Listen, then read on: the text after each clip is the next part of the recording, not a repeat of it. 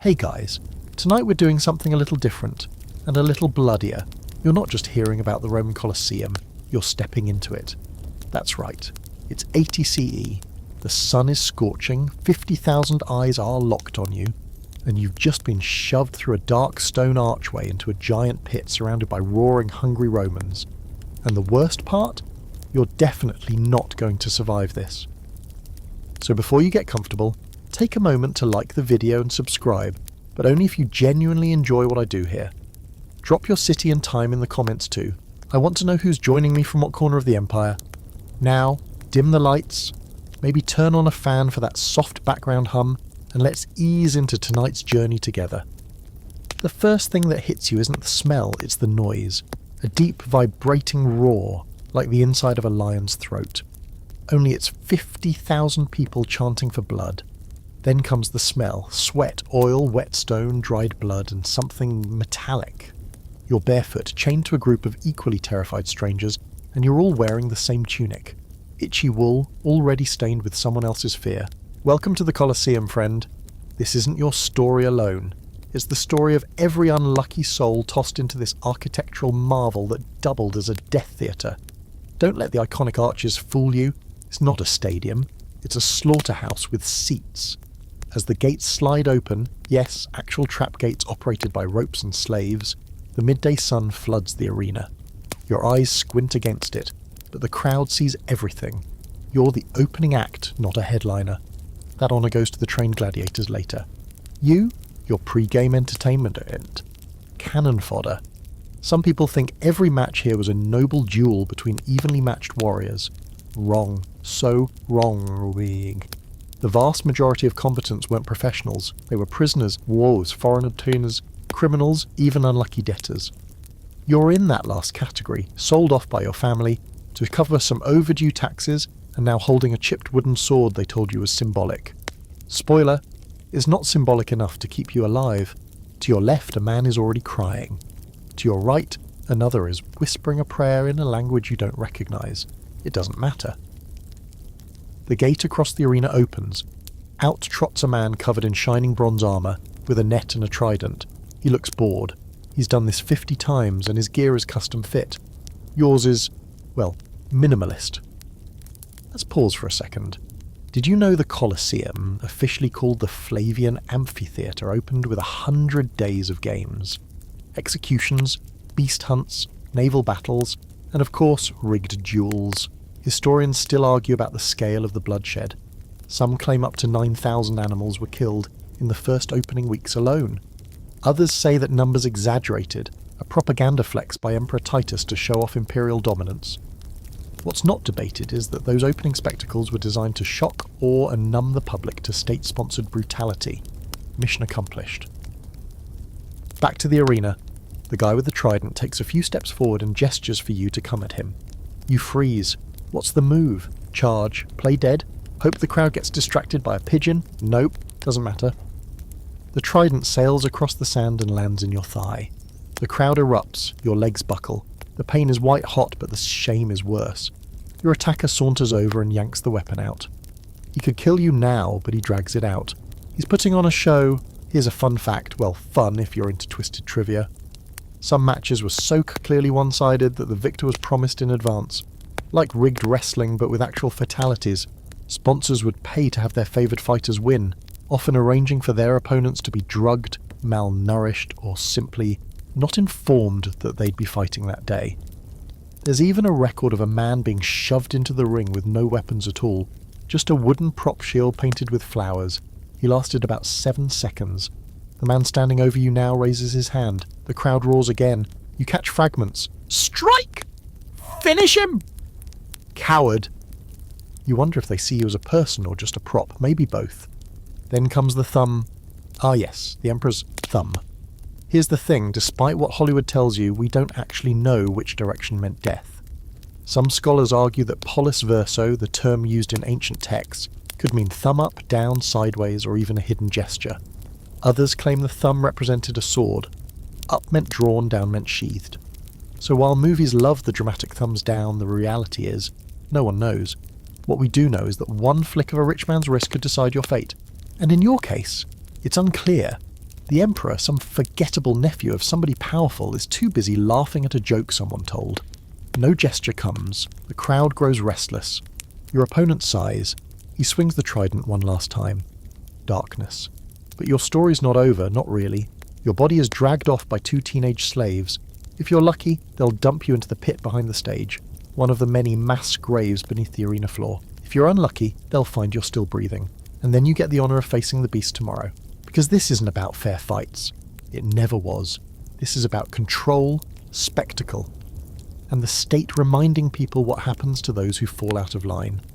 When you wake up, it's not to the soft linen sheets of a recovery ward. No, you come to in the chill shadows of a stone cell.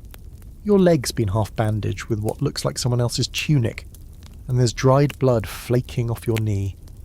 A bowl of gruel sits next to your head, crawling with flies and optimism. The sounds above you rumble like distant thunder. More games, more screams, more cheering. You survived your debut, barely, and that means you're now part of the system. Welcome to the life of a trainee gladiator.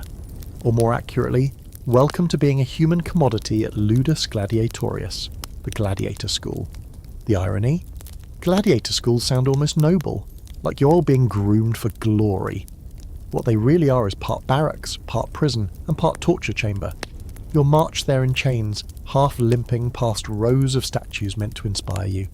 Heroes from past matches, carved in marble, names chiselled in with flowery tributes. Most of them died in their first year, some of them in their first fight. But they were beautiful corpses, so hey, legacy? Inside the school everything's regulated. You're assigned a cell, 2 bowls of food a day, barely, and a brutal training schedule that starts before sunrise and ends when your muscles give out. Your trainer, a doctor of the school, is not a healer, despite the title.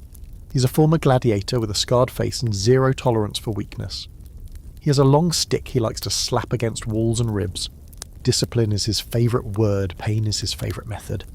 Every morning begins the same. Jog the courtyard, swing wooden swords until your arms go numb. Practice falls, rolls, lunges, and evasions, because dying gracefully is also part of the curriculum. The Romans value performance. If you have to die, die with flair. Here's where it gets twisted. The better you get at fighting, the more valuable you become. And the more valuable you are, the more likely you are to be kept alive. For a while. But you're also more likely to be used in matches where the stakes are tilted just enough to test your marketability.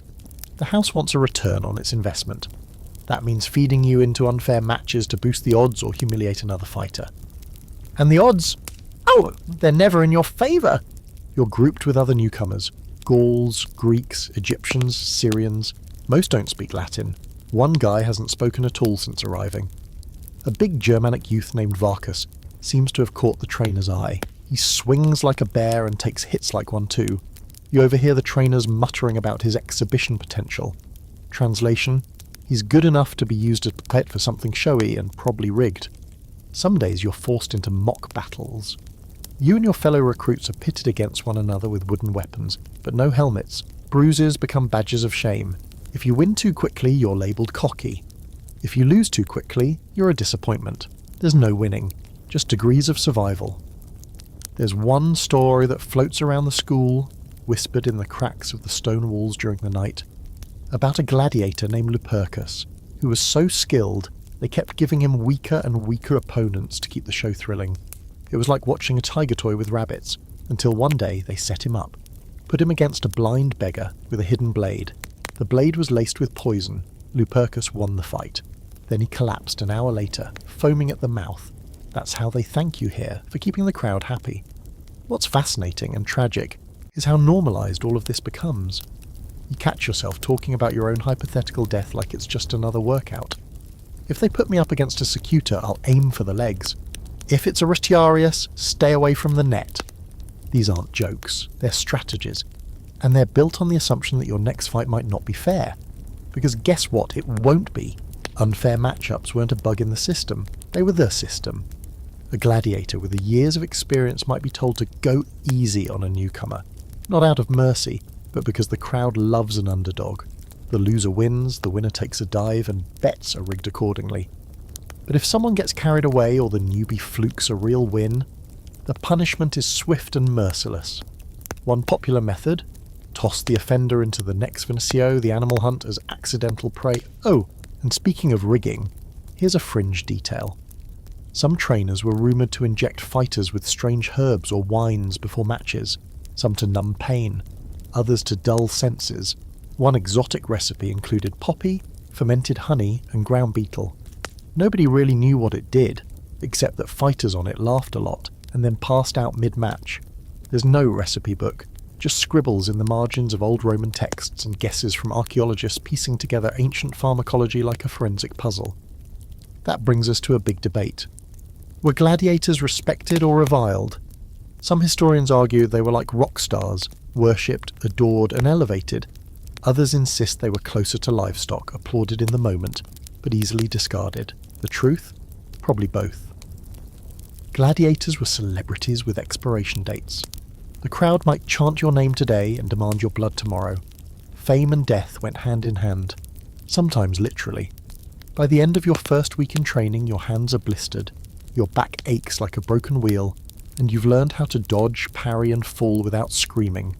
That last skill? Crucial. Screaming makes the crowd think you're weak. And if they think you're weak, they'll want to see you suffer longer. You've seen the look in your trainer's eyes. He's already planning your first real match. It won't be fair, but it will be loud, bloody and profitable. And that's what you are now, profit in the shape of a person. You're awake before the sun again, sweating before you've even moved. The air in the gladiator barracks is thick with the stink of old blood, wet stone and dreams that ended violently. This morning feels different though. Oh, the trainer doesn't yell. He doesn't even hit anyone. He just stands in the archway with his arms crossed, that sour expression carved onto his face. Selected, he grunts, pointing to three of you. One is Varkas, the giant. The second is a lean Thracian kid who hasn't even healed from last week's sparring injury. And then there's you. Great. He tells you nothing else, no opponent, no weapons list, just that you'll be suiting up for an exhibition fight. For the magistrate, he adds, spitting into the dirt like the word leaves a bad taste in his mouth. That means someone rich, maybe even imperial, is in town. And when Rome's elite shows up to watch people die, you'd better believe the odds are already stacked against someone. The question is, who? You're escorted down a winding corridor to the Colosseum's underbelly. Again. It's less dramatic the second time, but not by much. The stone halls echo with the groaning of pulley systems and the yips of caged animals. Somewhere nearby, a lion is not having a good morning. Neither are you. This time you're handed gear. Real weapons, not wooden. A short gladius, a curved scutum shield, and a helmet so dented it probably has its own tragic history. You put it on anyway. The smell inside is unbelievable. Sweat, rust, and that sour metallic scent of panic. But there's no room to be precious about it. You're pushed toward the platform. The gate groans open. The light again, that blinding wall of white heat. The roar of the crowd rises like a tidal wave. You squint. Across the sand, standing relaxed and confident, is a man in full bronze armour. His chestplate glints like gold. His helmet is polished. His arms, tattooed with victory marks, one for each kill. There are 11. A murmur goes through the crowd. This guy is known, a local legend maybe, a house favourite. And now you're supposed to face him. This isn't a test, it's a setup. Here's the trick they don't tell you about exhibitions. They're rarely fair and they're never truly for practice. They're for spectacle. For noblemen to place bets and feel the pulse of the arena without getting any sand on their sandals. They arrange these matches with an end in mind. Somebody must die, and it's already been decided who that'll be. Your role. Make it look good. But something odd happens. The man across from you raises his blade in salute. Not just to the Emperor seated in his velvet box, but to you. His eyes, visible through the helmet slit, are hard but not cruel. He doesn't want this either. That's new. When the horn sounds, he doesn't charge. He circles. You match his pace, shield raised. Every step kicks up a puff of dust. The crowd quiets just slightly, leaning forward. Waiting. He lunges, a fake out. You block awkwardly. He lunges again, real this time, and your shield takes the blow with a shudder. The crowd gasps. They love that sound. Metal on metal, meat behind it. You dodge left, swing low. Miss. He pivots, grabs your shield arm, and throws you to the ground in one fluid motion. He could kill you right now, Instead, he leans in and mutters, "Play dead," just loud enough for you to hear. Wait, what? He presses the blade lightly against your chest and roars toward the audience. They erupt. Then, in one theatrical move, he slices the air just above your throat and steps back, arms wide, playing to the Emperor's box like a conductor finishing a symphony. The crowd buys it.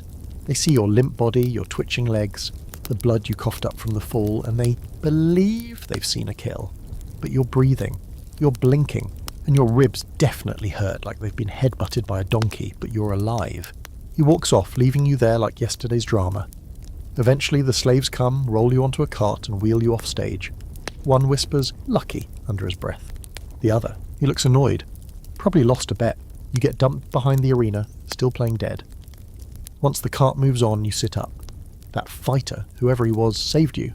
Why? Maybe he saw something in you. Maybe he's tired of murder. Or maybe it's just a quiet rebellion against the whole rotten system. There are whispers about fighters who fake kills to spare each other, but it's dangerous. If the crowd catches on, if the sponsor gets angry, both of you can be fed to the beasts. No trial, no apology, just a lion with your name on it. Let's talk about money, because that's what most of these matchups boil down to. A good fighter could make a fortune, if they survived long enough to collect. The real profits, though, were made by the lanista, the school owner, and the sponsors. They'd set odds, arrange outcomes, and manipulate matchups to sway the betting pools. A weaker fighter might be pumped full of wine before a match. Another might be told to lose in exchange for better food or privileges. It was like rigged boxing meets blood sacrifice.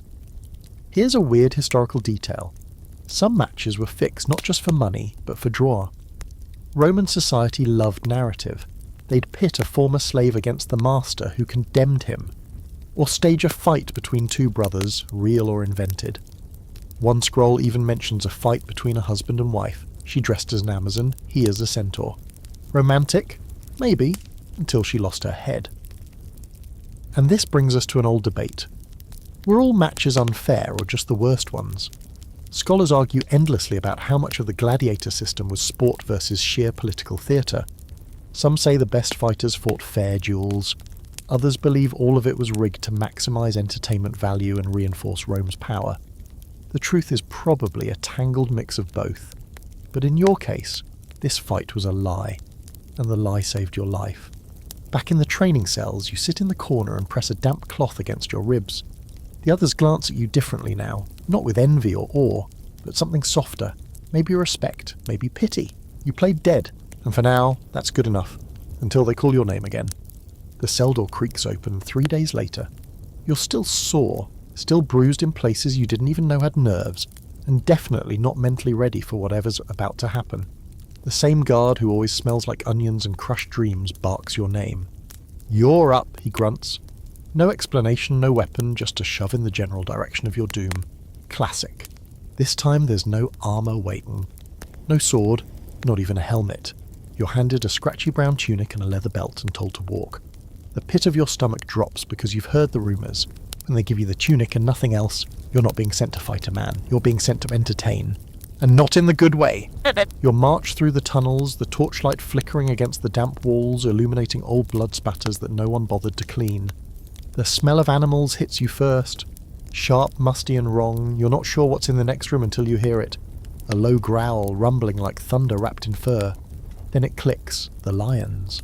They're prepping a damnatio ad bestias, condemnation to the beasts. This isn't combat. It's execution dressed up as theatre. The worst part, it's wildly popular. People love it. Nothing gets the crowd clapping like a man trying to outrun a bear, or failing to outrun a leopard. This isn't about skill, it's about spectacle. It's about the raw, primal pleasure of watching someone be reduced to prey. You're lined up with 4 others, all wearing the same frightened expression and terrible tunic. One guy is whispering prayers, another is trying to bite through the leather strap binding his wrists. He's not going to make it. You all know it. They push you into a holding area, just a small wooden gate between you and the sand. On the other side, a tiger is pacing in a cage. The trainer nearby is holding a long stick and looks like he's bored of existing. When the gate opens, he says without even making eye contact, "Run for the columns. Don't stop, don't fall, don't scream too much." And that's it. That's your coaching. Helpful. A horn blows, the crowd cheers like it's payday. The gate lifts with a groan.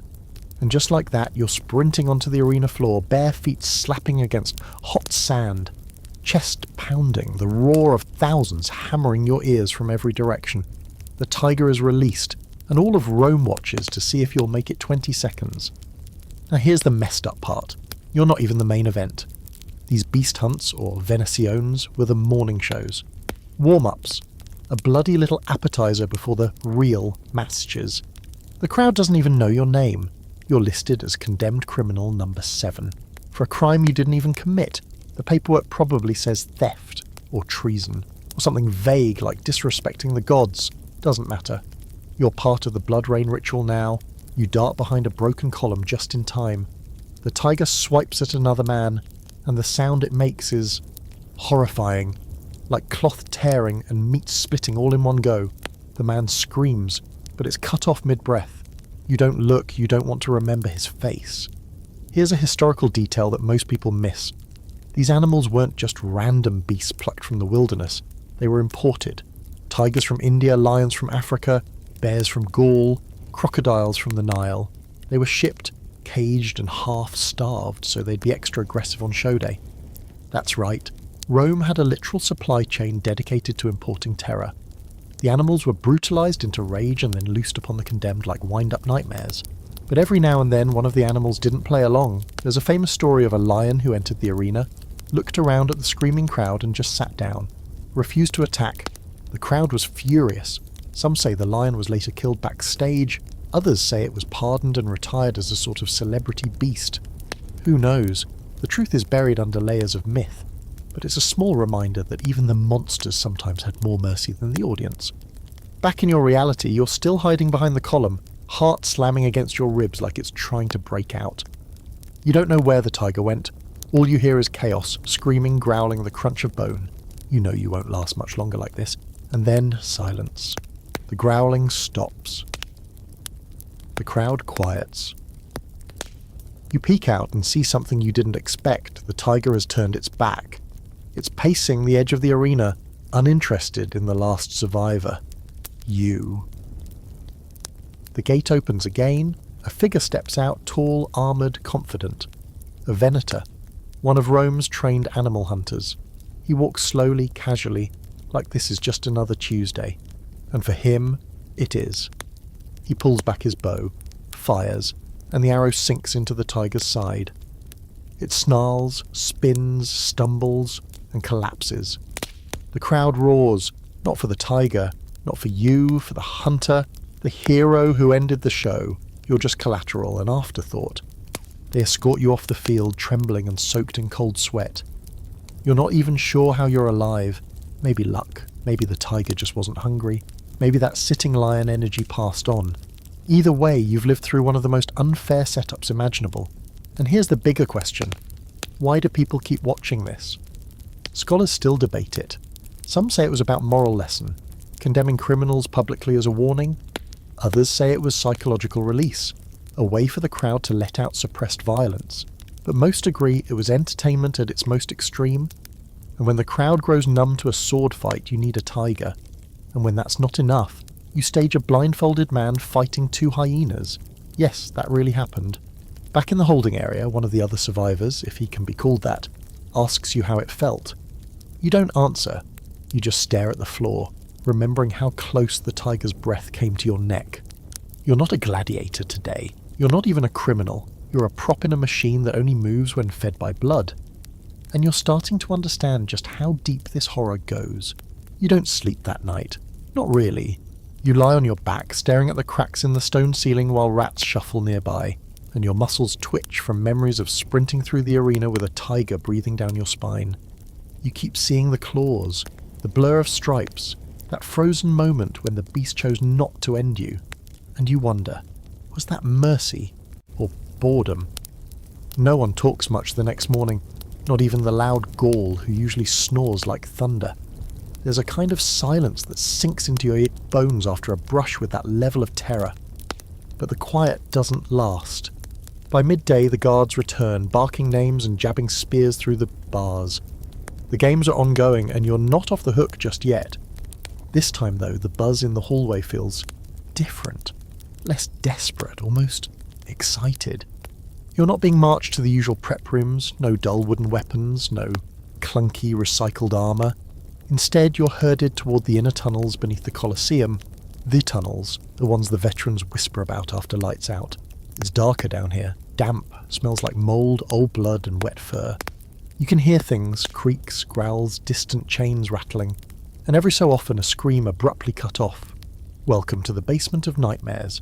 Today the Colosseum is staging one of its rarest, most elaborate spectacles, a naumachia, a mock naval battle, or, depending on your perspective, an actual drowning party dressed up as historical fan fiction. You walk into the main staging chamber and realise just how far the Romans are willing to go for entertainment. The floor of the arena has been flooded. Not metaphorically, literally.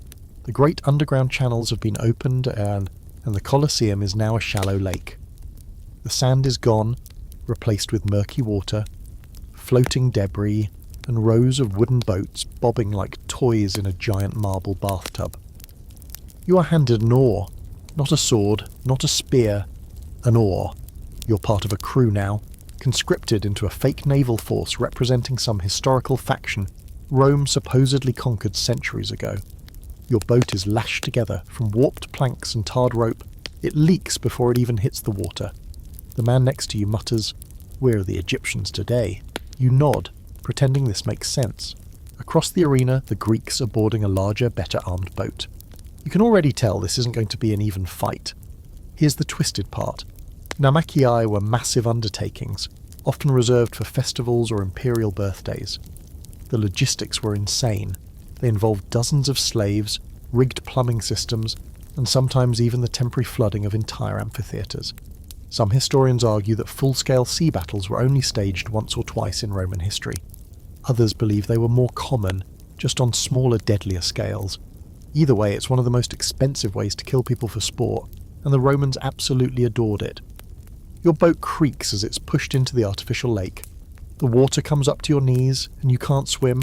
Most of the others can't either, which of course is the point. Drowning makes for good drama. Your captain, a man who looks like he ate the entire barracks ration supply, yells for you to row. You try. The boat spins in circles. The crowd is already laughing. Then the trumpet sounds. From the far end of the arena, the Greek boat surges forward. It has a metal-tipped prow. Yours does not. The oarsmen on their side are organised, synchronised, professional. The tip of their boat slices through the water like a blade through soup. You paddle frantically, steering away, but it's useless. Impact. The sound is bone-rattling.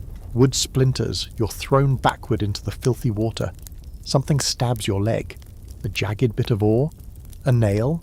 You don't know. You survey, sputtering as the boat lists to one side. Half your crew is screaming. One is already floating face down. Another scrambles over your back, trying to use you as a raft. You shove him off. Reflex. Survival. Above, the crowd cheers louder than ever. Someone throws rose petals from a balcony. It's like a wedding, if the bride and groom were forced to drown each other. You clutch a broken plank and kick your legs weakly. The enemy boat circles around, readying another charge.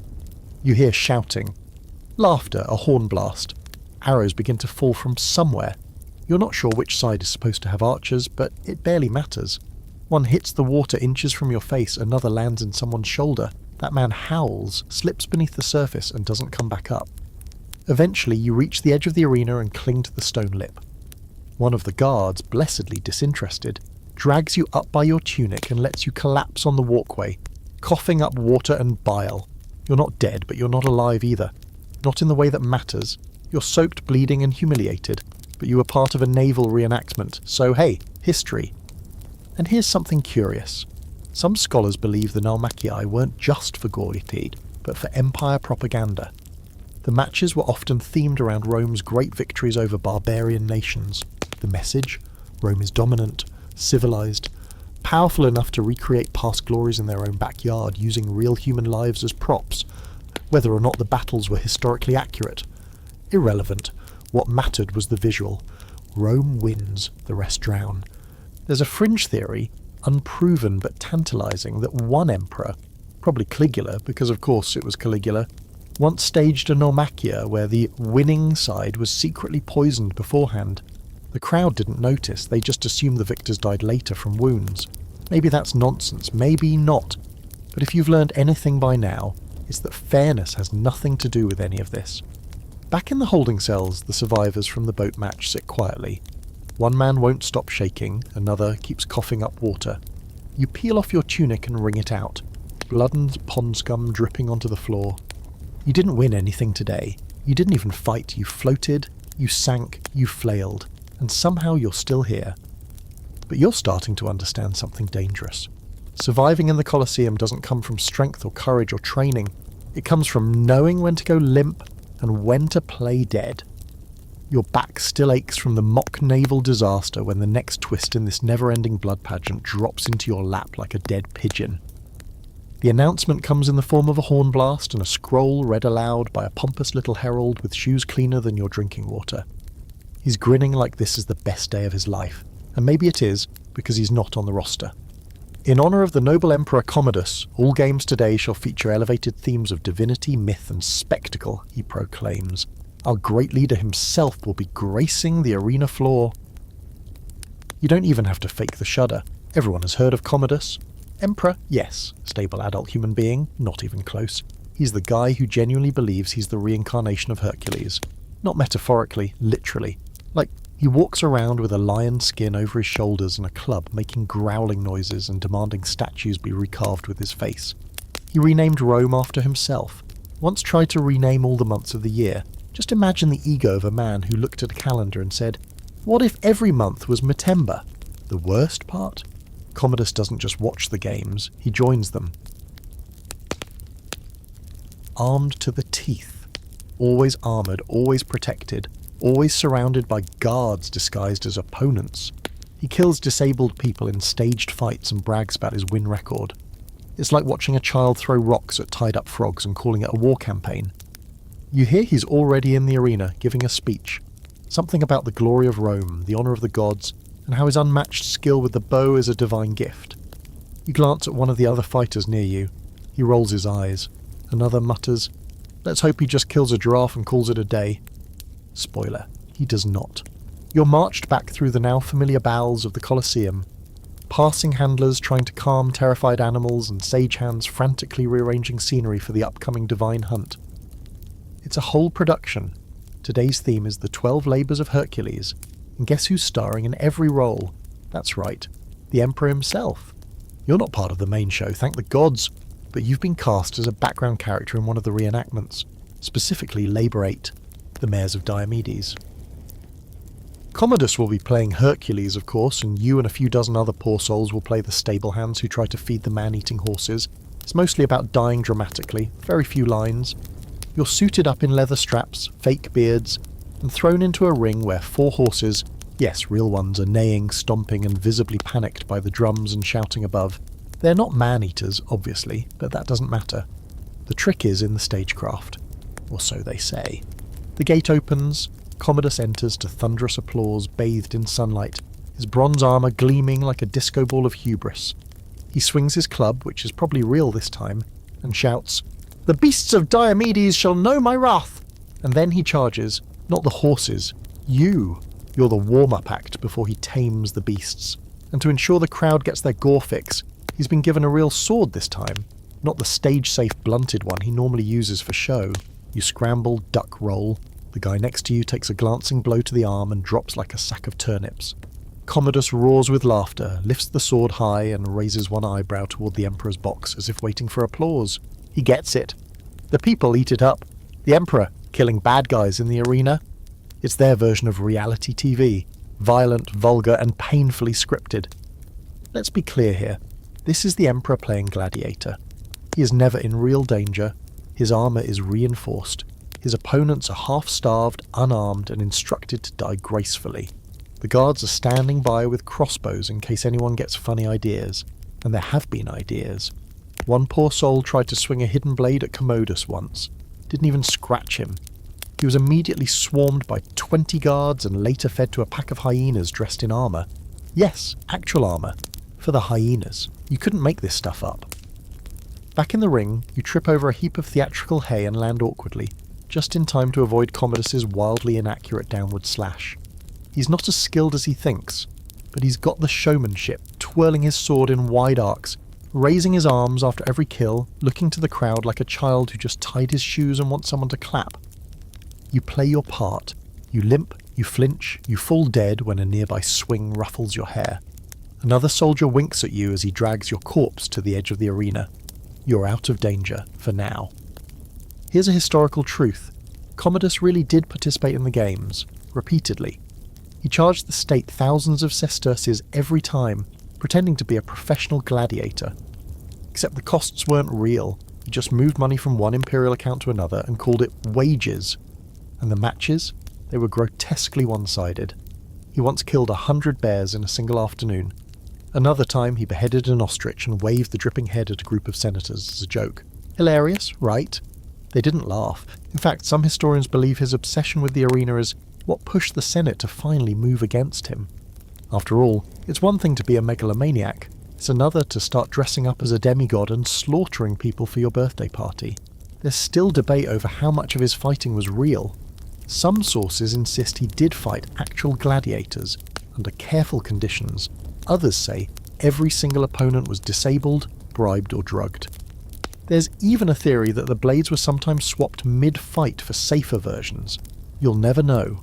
All you know is he loved to win, and hated anything that suggested he wasn't divine. Back in the prep tunnels, the trainers are rolling their eyes. He'll demand a statue after this, one mutters. Probably one with wings this time. Another grumbles that you'll be scrubbing blood off the fake mare props for days.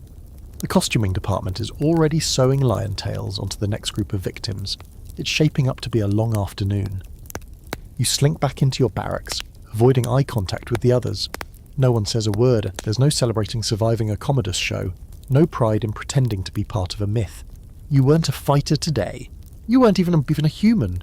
You were a talking point for a man whose delusions come gilded in gold and applauded by 50,000 hungry faces.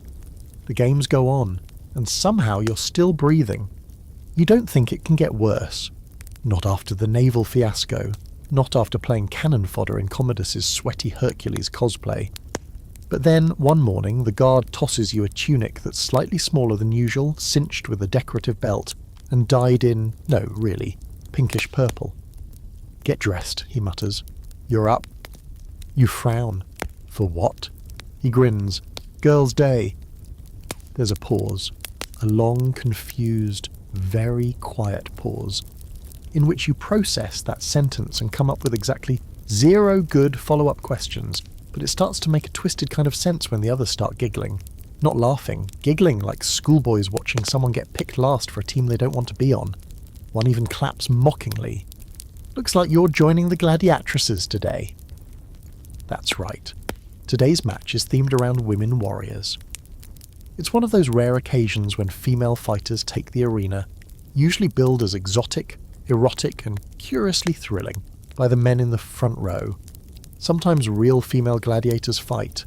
Other times, like now, it's just you and a few other poor fools in feminine costume playing the comic relief or the punching bag for the Amazons. And yes, those Amazons are real gladiatresses. They train just like the men. Some are slaves, some are volunteers chasing fame, but they're held to a standard most male fighters never are. They must be deadly and decorative. The arena demands blood, but only if it comes with a good leg line. You're herded into a dressing area, where a bored-looking stagehand smudges dirt across your cheeks and tells you not to smudge your eyes too much. Another drapes fake curls over your helmet. You look ridiculous. You feel ridiculous. But this isn't meant to empower anyone. This is Roman humour, putting men in women's tunics and pretending it's a fight. The joke is that you lose badly. The audience will howl. And it's not the first time this has happened. Roman records confirm women did occasionally fight in the arena. The practice was controversial even back then. Some emperors celebrated it, like Nero, who hosted late-night matches featuring women and dwarves for variety. Others, like Septimius Severus, later banned it, calling it unseemly for Roman values. But the crowds loved it. Exotic, forbidden, and thrillingly grotesque. Women with swords was like a banned scroll that everyone secretly passed around. The horn sounds. You're handed a small dull blade that looks more decorative than deadly, and shoved through the gate. The sun slams into your eyes, and the roar of the crowd is somehow louder than ever. They're hooting, clapping, already laughing. Some are tossing rose petals. You squint toward the Emperor's box. Commodus isn't there today. Probably tired from yesterday's god cosplay. Lucky him. Your opponents enter from the other side. There are 3 of them, real gladiatrixes. They're smaller than most of the men you've fought, but their eyes are hard and their weapons are real. They wear minimal armour, probably by decree, but what they lack in gear they make up for in intensity. They don't laugh, they don't smile. This isn't a joke to them, it's survival. The crowd wants comedy, but what they get is a lesson. One of the women lunges fast, blindingly fast, and knocks your blade from your hand before you can even raise it. The tip of her short sword presses against your ribs. You freeze. She leans in, voice low, breath steady. Run, make it funny, or die. And suddenly it clicks. This is her performance, the whole thing. If she doesn't make it entertaining enough, she doesn't fight again. Or worse, she gets thrown into something with teeth tomorrow, and you're a convenient prop, a soft, clumsy, pink-draped target. So you run. You stumble across the sand, waving your arms like an idiot, and the crowd loves it. They scream with laughter. You trip over a helmet someone left behind, fall flat on your face, roll, and squeal like a goat. There's a solid 30 seconds of wild applause. The gladiatrix raises her sword dramatically and chases after you like a stage villain. It's absurd, it's humiliating, and it's keeping both of you alive. There's a strange sort of rhythm to it now. She fakes a swing, you duck and roll, she pins you with her foot, you flail dramatically. When the final horn sounds, the 2 of you freeze in a carefully choreographed tableau, her blade posed at your throat, your eyes wide and trembling, one sandal missing. The crowd erupts. She helps you up as the announcer declares her the victor of the hour. She nods once, firmly, then walks away without a word. You limp back through the gate, dignity trailing behind like a broken sandal strap. Back in the holding area, someone offers you a crust of bread and a pat on the back. You've got a future in clown fights, he mutters. You'd laugh if your ribs didn't feel like they were full of gravel. Now, here's something weird. Archaeologists have found actual tomb inscriptions for female gladiators. One, believed to be named Amazonia, was buried with honours normally reserved for male fighters. Another, Achillea, was praised for fighting like a man. It's unclear how common they really were, but the fact that they existed at all is fascinating. The Colosseum didn't care about gender, it cared about blood and novelty. If a woman could bleed dramatically and entertain the masses, she had a shot. A small, rigged and extremely short-lived shot, but a shot nonetheless. There's still debate today about whether female gladiators were respected or just used for novelty. Some scholars argue they trained just as hard and deserved their place in the arena. Others believe their presence was always meant to shock, titillate and reinforce the idea that Rome was so powerful it could turn even its women into warriors for show. Maybe both things are true. Maybe that's what makes it so unsettling. What you know is this: today, you're a joke. But she wasn't. And you're starting to learn that survival in this place isn't always about muscle. It's about knowing the story the crowd wants to see, and giving it to them without losing your soul in the process. Or at least not all of it. It's a few days after the pink tunic debacle, and you're back to sweeping out one of the lower corridors with a reed broom that might as well be made of string.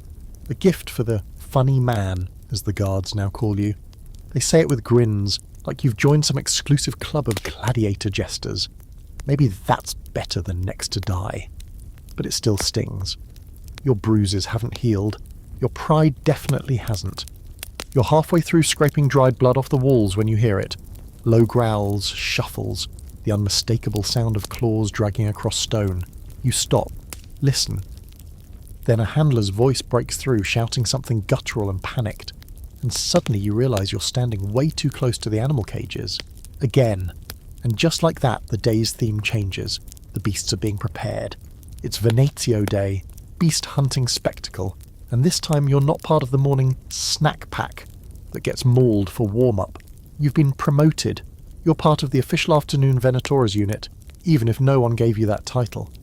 The only reason you're still here is because the crowd remembered you. The flailing pink Amazon bait. Which means the crowd laughed. Which means the trainers smelled profit. And now you're in the ring again, but this time with something fiercer than your nightmares and much, much hairier. You're handed a short spear with a bronze tip and a net. The net is crusted with blood and smells like dead fish. Someone slaps a helmet on your head. It's too big and slides sideways, and a handler shoves you toward the gate. "Try not to die funny this time," he says. "It confuses the lions." The gate lifts. You step onto the arena floor, already slick with blood from the morning executions. The crowd cheers, not for you, but because they know what's coming next. The announcer rattles off a dramatic list of creatures imported from the Empire's edges. From the Nile, the sacred crocodile. From Numidia, the lion king of the sands. And from farthest India, a leopard, wild and untamed. Each name is met with rising applause like a parade of murder mascots. They release the leopard first, and it pads out cautiously, muscles twitching under a coat so beautiful it makes the gore-stained sand look like garbage. The big cats always make the crowd a little quieter. There's something about their smooth stalking movement that commands attention. They don't roar or posture like lions. They study. And this one is staring straight at you. You grip your spear, the net dangles uselessly from your left hand. Your heartbeat is like a war drum in your ears. The leopard crouches. You take a step back, then it lunges. You throw the net without thinking. It flutters through the air like a broken curtain and lands nowhere near the cat. Useless. You jab the spear forward, too high. The leopard ducks, swings low, and slashes your thigh with a back paw as it passes. You stagger, bleeding. The pain is hot, immediate, but the adrenaline dulls it for now. Then something unexpected happens. The leopard stops, it turns, looks at the crowd, then it walks away. Not in panic, not in fear, just boredom. Like it's tired of this game, it stalks to the edge of the arena and sits, tail flicking, eyes half-lidded. The audience is confused, a few whistles. One guy yells, "Feed it the clown!" Someone throws a fig, but the beast won't move. Here's the thing, sometimes the animals just refuse to play. They're not trained, they're not gladiators. They're terrified, hungry, and overwhelmed by noise. Some go into a rage and kill everything in reach. Others just give up. There are historical records of elephants lying down in the middle of the arena, lions licking their own paws, hippos refusing to enter the ring at all. In those moments, the carefully built illusion of spectacle falls apart. So what happens when the star doesn't perform? The guards do. One appears with a flaming torch and prods the leopard. It hisses and swipes at him, but still doesn't attack you. Another man steps in with a javelin and throws it, striking the leopard through the ribs. It yowls, flails, collapses. The crowd roars. Not for the animal or for you, just for the kill. They were promised blood. It didn't matter whose, worry. You stand there, panting, blood streaming down your leg, staring at this beautiful dead creature. It was supposed to kill you, or you were supposed to kill it, but instead it just sat there, opted out, and now it's dead because that wasn't allowed. You limp back to the gate and collapse just inside. No celebration, no pat on the back, just the lingering stink of singed fur and old violence. Later someone tosses you a bandage and a heel of bread. You wrap the wound tight, not even flinching anymore. Just routine. The others don't even ask what happened. They're too busy preparing for the next set. A bear and 2 mastiffs. You try not to look. Here's a historical wrinkle worth mentioning. The Venetians weren't always about one-on-one fights. Sometimes they staged entire mini ecosystems. Imagine an arena turned into a fake forest, complete with trees and foliage where beasts were released to hunt each other, or hapless performers dressed as foreigners. It was part zoology, part slaughterhouse. And it was bizarrely popular. There's even a recorded incident where ostriches were fitted with decorative armour and made to race while being hunted by archers. Why? Because someone high enough in the imperial family found it funny. That's the Roman Colosseum for you, where one man's chuckle was another man's cause of death. And still, scholars debate what all this meant. Was it cruelty for cruelty's sake? Was it ritualized dominance, Rome showing its supremacy over nature, its ability as to bring wild beasts to heel? Or was it just the most grotesque form of escapism ever constructed? Probably all three, but one thing's for sure, nobody cared if the fights were fair. In fact, they were better if they weren't. Back in your cell, you sit quietly, watching the sun sink through the high, narrow grate. The light falls across your leg wound like a warm reminder that you're still here. For now. You don't know why the leopard didn't finish you. Maybe it sensed your fear. Maybe it had mercy. Or maybe, just maybe, it was making a choice that you wish you could make too. to turn your back on this madness and walk away. The following morning begins, as most do now, with someone screaming in Latin. You barely blink. Your body's too sore, too blistered, too covered in vague animal smells to react with anything more than a groan. You sit up slowly, dragging your legs over the edge of your cot like they weigh 50 pounds each. Everything aches, even your teeth. You didn't even do anything with your teeth yesterday and somehow they hurt. But there's a new kind of tension in the air today. Not fear, no, that's always present. But something quieter, duller. You can feel it in the silence between the guards' jokes, in the way the other fighters are eating slower, not making eye contact. Even the rats seem to be taking the morning off, and then you hear why. They're starting with the executions today, someone mutters. A chill runs through the room, like someone opened a window into the underworld. Nobody says anything else for a moment. Executions aren't uncommon, but starting the day with them, that means someone important is watching. A high-level guest, maybe a senator, or one of those smug, marble-browed elites who eats dates for breakfast and treats human lives like chess pieces. You're not on the list for today, or at least they haven't said your name, but you still get marched out with a group. You're not scheduled to die, you're just here to watch. That's a thing too. Sometimes they make the lower-tier gladiators sit ringside for executions.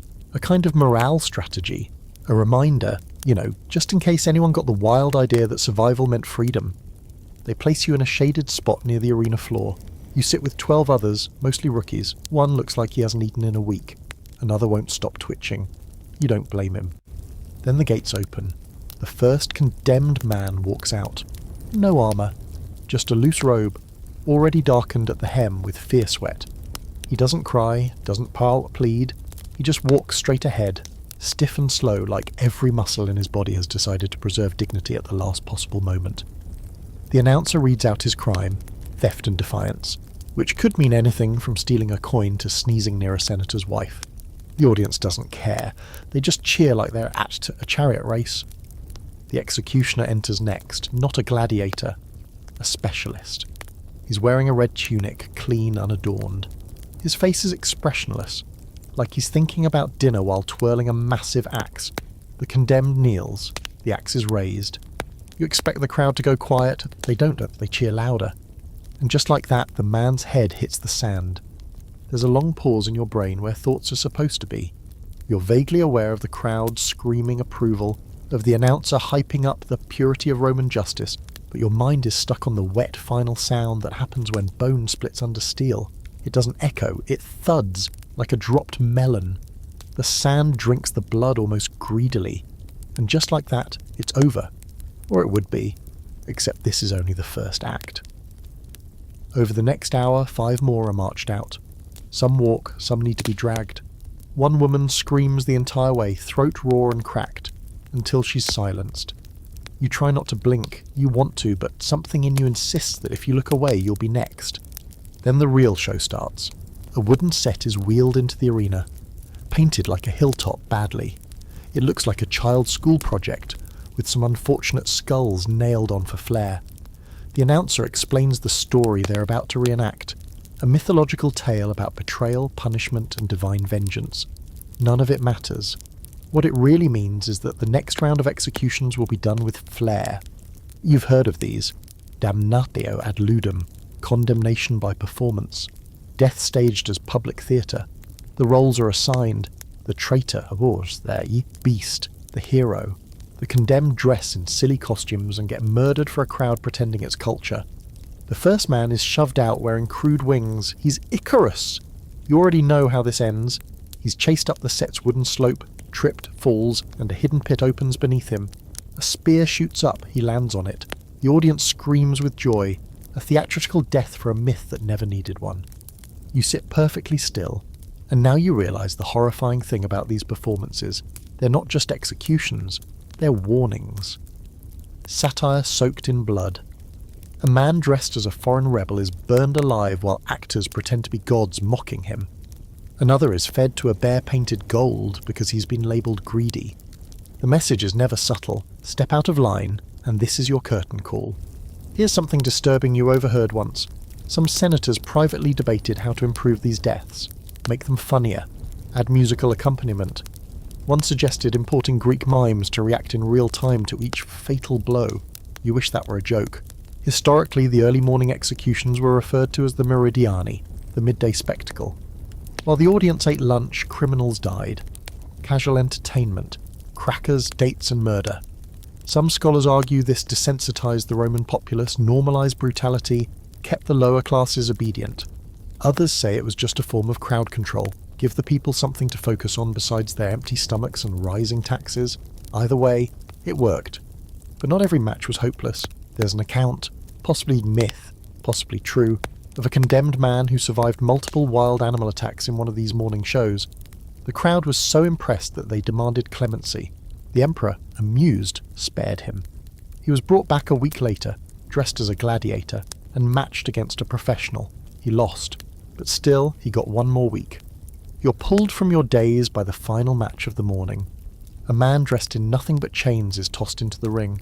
He's handed a small knife, rusted, barely usable. The announcer calls him the Unrepentant.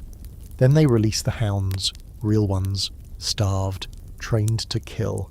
A man fights hard, too hard. It's not graceful, but it's desperate. He cuts one dog across the snout. Another bites his leg and he kicks it, sending it skidding. The crowd gasps. They love it. It's real now. Then inevitably he stumbles. The dogs swarm. The cheering hits a crescendo. The cheering hits a crescendo. And just like that, the day's warm-up ends. You're ushered back through the tunnels in silence. No one speaks. The guards don't jeer this time. Even they look uneasy. You lie on your cot that night, staring at the ceiling, realizing something dark and undeniable. The Colosseum is not just about unfair matches. It's about shaping fear into entertainment. About reminding everyone, slave, citizen, senator, that mercy is a myth, fairness is a punchline, and survival is a trick you learn just in time to forget your own name. And tomorrow, you might be the pre-lunch course. You wake up to clapping, not the polite kind either. The full-throated, rhythmically pounding, gladiator-hungry stomp of thousands of sandals on marble and wood. The kind of clapping that tells you someone's already bleeding, and someone else is moments away from joining them. It echoes through the tunnels, through the cells, through your skull. And that's before you even sit up. You don't know what day it is. You barely remember what part of your body doesn't hurt. But when you hear your name barked by a guard for the second time that morning, you know it's time to move. Again. Today isn't an execution day, not an animal match, not even a comedy skit, it's something different. He's popular now, one guard says. You can't tell if it's admiration or warning, maybe both. The match is part of a tribute round, whatever that means. You're given gear that actually fits, a helmet with no dents, a gladius that isn't chipped. Someone even tightens your sandals for you, and for a minute you feel like an actual gladiator. Like maybe you've climbed a rung, maybe this is what passing the unofficial Colosseum audition looks like. But you know better. Popularity here is a double-edged sword. The crowd may like you, may cheer your name, may shout for your survival, but they don't care. They cheer because you entertain them. And when your blood is the next twist in the story, they'll cheer just as loud, maybe louder. Still, you walk tall today, as tall as you can with a dozen bruises and one still healing leg wound. They escort you to the prep area where other fighters are warming up. Real ones. Some with tattoos of past victories inked into their arms, some with broken noses that healed crooked. You've seen them before, from the stands or from the shadows. Now you're on the same roster. That's either a promotion or a setup. You're matched with another house fighter, one of the Colosseum's rising stars. His name is Decimus, but the crowd knows him as Albus because of the white scar running across his chest. He's tall, lean, fast, and not known for mercy. He nods at you across the prep room but says nothing. You can tell from the way he checks his blade. He's planning to win. You'd be stupid not to plan the same. The gates open and you step into the light. This time the sun doesn't blind you. The roar of the crowd doesn't shake your knees. You've been here too many times. The blood stains in the sand are barely dry, but you step right over them like they're just part of the decor. The two of you stand centre stage as the announcer calls your names with practiced grandeur. Yours gets real applause. You can't tell if it's sincere or sarcastic. The match begins with a quick test. Albus lunges, a feint, blade flashing toward your shoulder. You deflect, barely pivot, and answer with a jab to his ribs. He grunts. The crowd loves it. They don't care that your swing missed his heart by a mile. They care that you tried.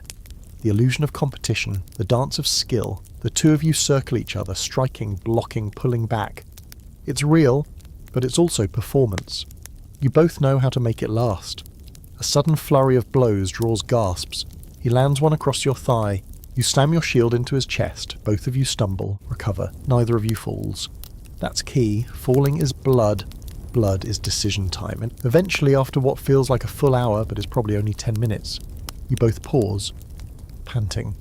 The sand sticks to the sweat dripping down your arms. Somewhere up in the top rows, someone shouts your name. The crowd wants more. They're leaning forward now, faces lit with savage joy. And that's when you notice it. The Emperor's box, empty. No Commodus, no senators. Just one bored-looking magistrate playing with a goblet and yawning between bites of fruit. Which means no one's watching officially. The crowd gets to decide. You and Albus lock eyes. He nods once. You nod back. Without a word, you both raise your weapons and rush. This time you don't pull the blow. You aim straight for his arm and the flat of your blade hits hard enough to knock his grip loose. He spins, shouts, grabs the hilt with his offhand. He swings. You duck. Your elbow catches his stomach. He doubles over, gasping. You could strike now, you could end it. But you hesitate. You know the crowd wants a show.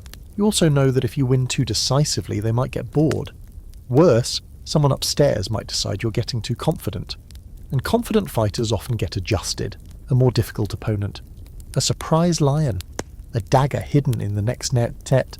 So instead you drop your sword. The crowd gasps. You raise your arms and step back. Albus straightens, confused. His sword wavers. You nod at him. Do it. Take the win. He blinks, then he charges. You throw yourself to the ground. His blade slices just past your neck. You roll once, twice, then collapse dramatically, arms splayed, breathing heavy. You don't move. Silence. Then cheering. Deafening, unanimous, overwhelming cheering.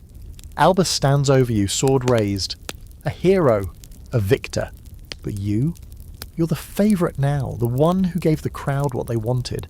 A perfect, dramatic, bloodless climax. No death. Just thrill. Just risk. Just story. And that's the real truth of the Colosseum. The audience doesn't want a fair fight. They want narrative. They want heroes, villains, twists, betrayals. They want blood, but only if it fits the scene. What looks like chaos is really theatre, staged under layers of dirt and rust and performance. And today you played your part like a professional. Back in the barracks, you're met with silence. A few nods. One fighter hands you a cloth soaked in vinegar for your leg. Another offers a wink. Albus passes by without speaking, but he taps your shoulder once, an acknowledgement. Not friendship, not trust, just respect. You lie back on your cot, exhausted, filthy, bruised, but still here. Not because you were the strongest, not even the most skilled. Because you finally understood the script. You wake up to the sound of someone vomiting. The smell follows fast. Gruel, bile, nerves. Someone's got matchday jitters, and you can't even judge them. You've been that person. You probably are that person, just on a delay. The entire barracks smells like fear today, and no one wants to talk about why. But they don't have to. The whispers started late last night, passed from cot to cot like a ghost story. They're bringing in new blood. Not fresh recruits, not foreign slaves, something worse. Slaves for training, one guy mumbled. Training who? Someone asked. No one answered. You're pulled from your thoughts when a guard kicks the side of your cot and throws a bundle of leather straps into your lap. Armour, he grunts. Not for show. That's the only hint you get. When you suit up, it's heavier than usual. Not your usual mismatched scavenged gear. This is regulation. Thick greaves, reinforced shield, real steel sword. You look like a proper fighter for once, but your stomach twists tighter because this kind of quality doesn't show up for nothing. You're marched into a training courtyard, not the arena, no fanfare, no crowd, just the trainers, a few guards, and a strange group waiting at the far end. They're not in chains, they're not in armour, they're barely clothed at all. Just a few dozen bodies, gaunt and hollow-eyed. Some of them look barely old enough to shave, others don't even try to stand when barked at. And then it hits you. These aren't recruits, these are practice dummies, but living ones. You've heard rumours, everyone has, that some schools use condemned slaves or captured rebels to sharpen the skills of new gladiators. But you always thought it was exaggerated. Some horror story passed down from the bitter old-timers. Yet here they are, breathing, shivering, blinking under the sun. And here you are, holding a sharpened blade with your name on the schedule. The trainer barks your group forward. First rank, 2 strokes each, legs and arms only, no killing unless authorised. That's meant to be merciful, but the subtext is simple. These people are here to bleed. You're here to make sure it happens. The first man they place in front of you is older, scarred. He doesn't flinch when you raise your sword. You hesitate, just for a moment. Long enough to see the trainer's eyes narrow. So you swing. 2 quick strikes, one across the thigh, one across the forearm. Not deep, not fatal, but blood sprays anyway. The man grunts, stumbles back, doesn't scream. You want to believe you were merciful, but all you really did was follow orders in a way that let you sleep later. Maybe. You step aside, the next fighter takes your place, and the line moves on. This goes on for what feels like hours. By the end, the training yard is streaked with red. Some of the practiced targets are carried away on stretchers. Others are hosed off where they fall. The guards joke about it. The trainers discuss footwork, and you just stare at your hands wondering how much blood you've spilled for no reason other than helping someone else's sword swing straighter. Here's the wild part. Historians actually have uncovered evidence that unarmed slaves were sometimes used in gladiator training. One scroll even refers to them as human strawmen, which is possibly the cruelest euphemism in the entire Roman lexicon. Some scholars still argue it was rare, mostly done by rogue schools or under particularly vicious trainers. Others believe it was far more common than we'd like to admit, just not something the elite wrote about in glowing letters to each other. The bodies tell the truth though, literally. Archaeologists have dug up skeletons near training arenas, bearing multiple non-lethal blade wounds, healed and unhealed. Repetitive injuries in symmetrical patterns, blows meant to teach precision, not kill. That's not battlefield trauma, that's target practice. And here's the real twist. Some of these training bodies were other gladiators, injured, unfit, or deemed too old to fight, but not quite dead enough to waste. So they were demoted, turned into living lessons. You can almost hear the trainer's logic. If you can't win, you can still help someone else do it. Back in the barracks, the silence hangs heavier than ever. No one jokes tonight. No one carves dice into bones or trades scraps of bread. Everyone's staring at the same thing, their own hands, trying to scrub the stains off with memory. You lie back and close your eyes, but your brain is wide awake, running endless loops of those faces. The way they didn't resist, the way they didn't scream, the way some of them thanked you for going easy. That one, that woman with the missing teeth, she whispered something after you cut her leg. Just 2 words, do it. And you didn't. You couldn't. You stepped back and let the next man do his part. That might have been worse. Here's another uncomfortable debate among scholars. Did gladiators enjoy the violence? Were they sadistic, broken, or just numb? Some ancient accounts speak of fighters who begged to keep fighting even after earning freedom, addicted to the fame, the adrenaline, the roars of the crowd. Others describe men who broke mid-match, dropped their weapons and ran, only to be cut down for ruining the entertainment. Maybe the answer is simpler. Maybe it's just what happens when death becomes a daily task, like folding laundry or fetching water. You stop asking why. You stop caring how. You just do it, because if you don't, someone else will, and that someone might not stop at 2 strokes. You drift off sometime near midnight, not to dreams, but to flashes. Sand, steel, red, the sound of someone saying thank you while bleeding out. You try to convince yourself it was mercy, or maybe you just needed a reason to sleep. Either way, you're starting to understand the system, not just how it kills people, but how it keeps them useful until it does. And somehow that's worse. The Colosseum doesn't sleep. Not really. Even when the crowds are gone, when the sand is swept clean and the corpse is dragged away, it keeps breathing. Through the cracks in its stonework, the chains rattling below, the hushed voices of handlers feeding lions in the dark. You feel it pulsing under your feet as you shuffle down the corridor, armour loose on your shoulders, a new assignment buzzing in your ears like a fly you can't swat. Watch the gate, they told you. Just that.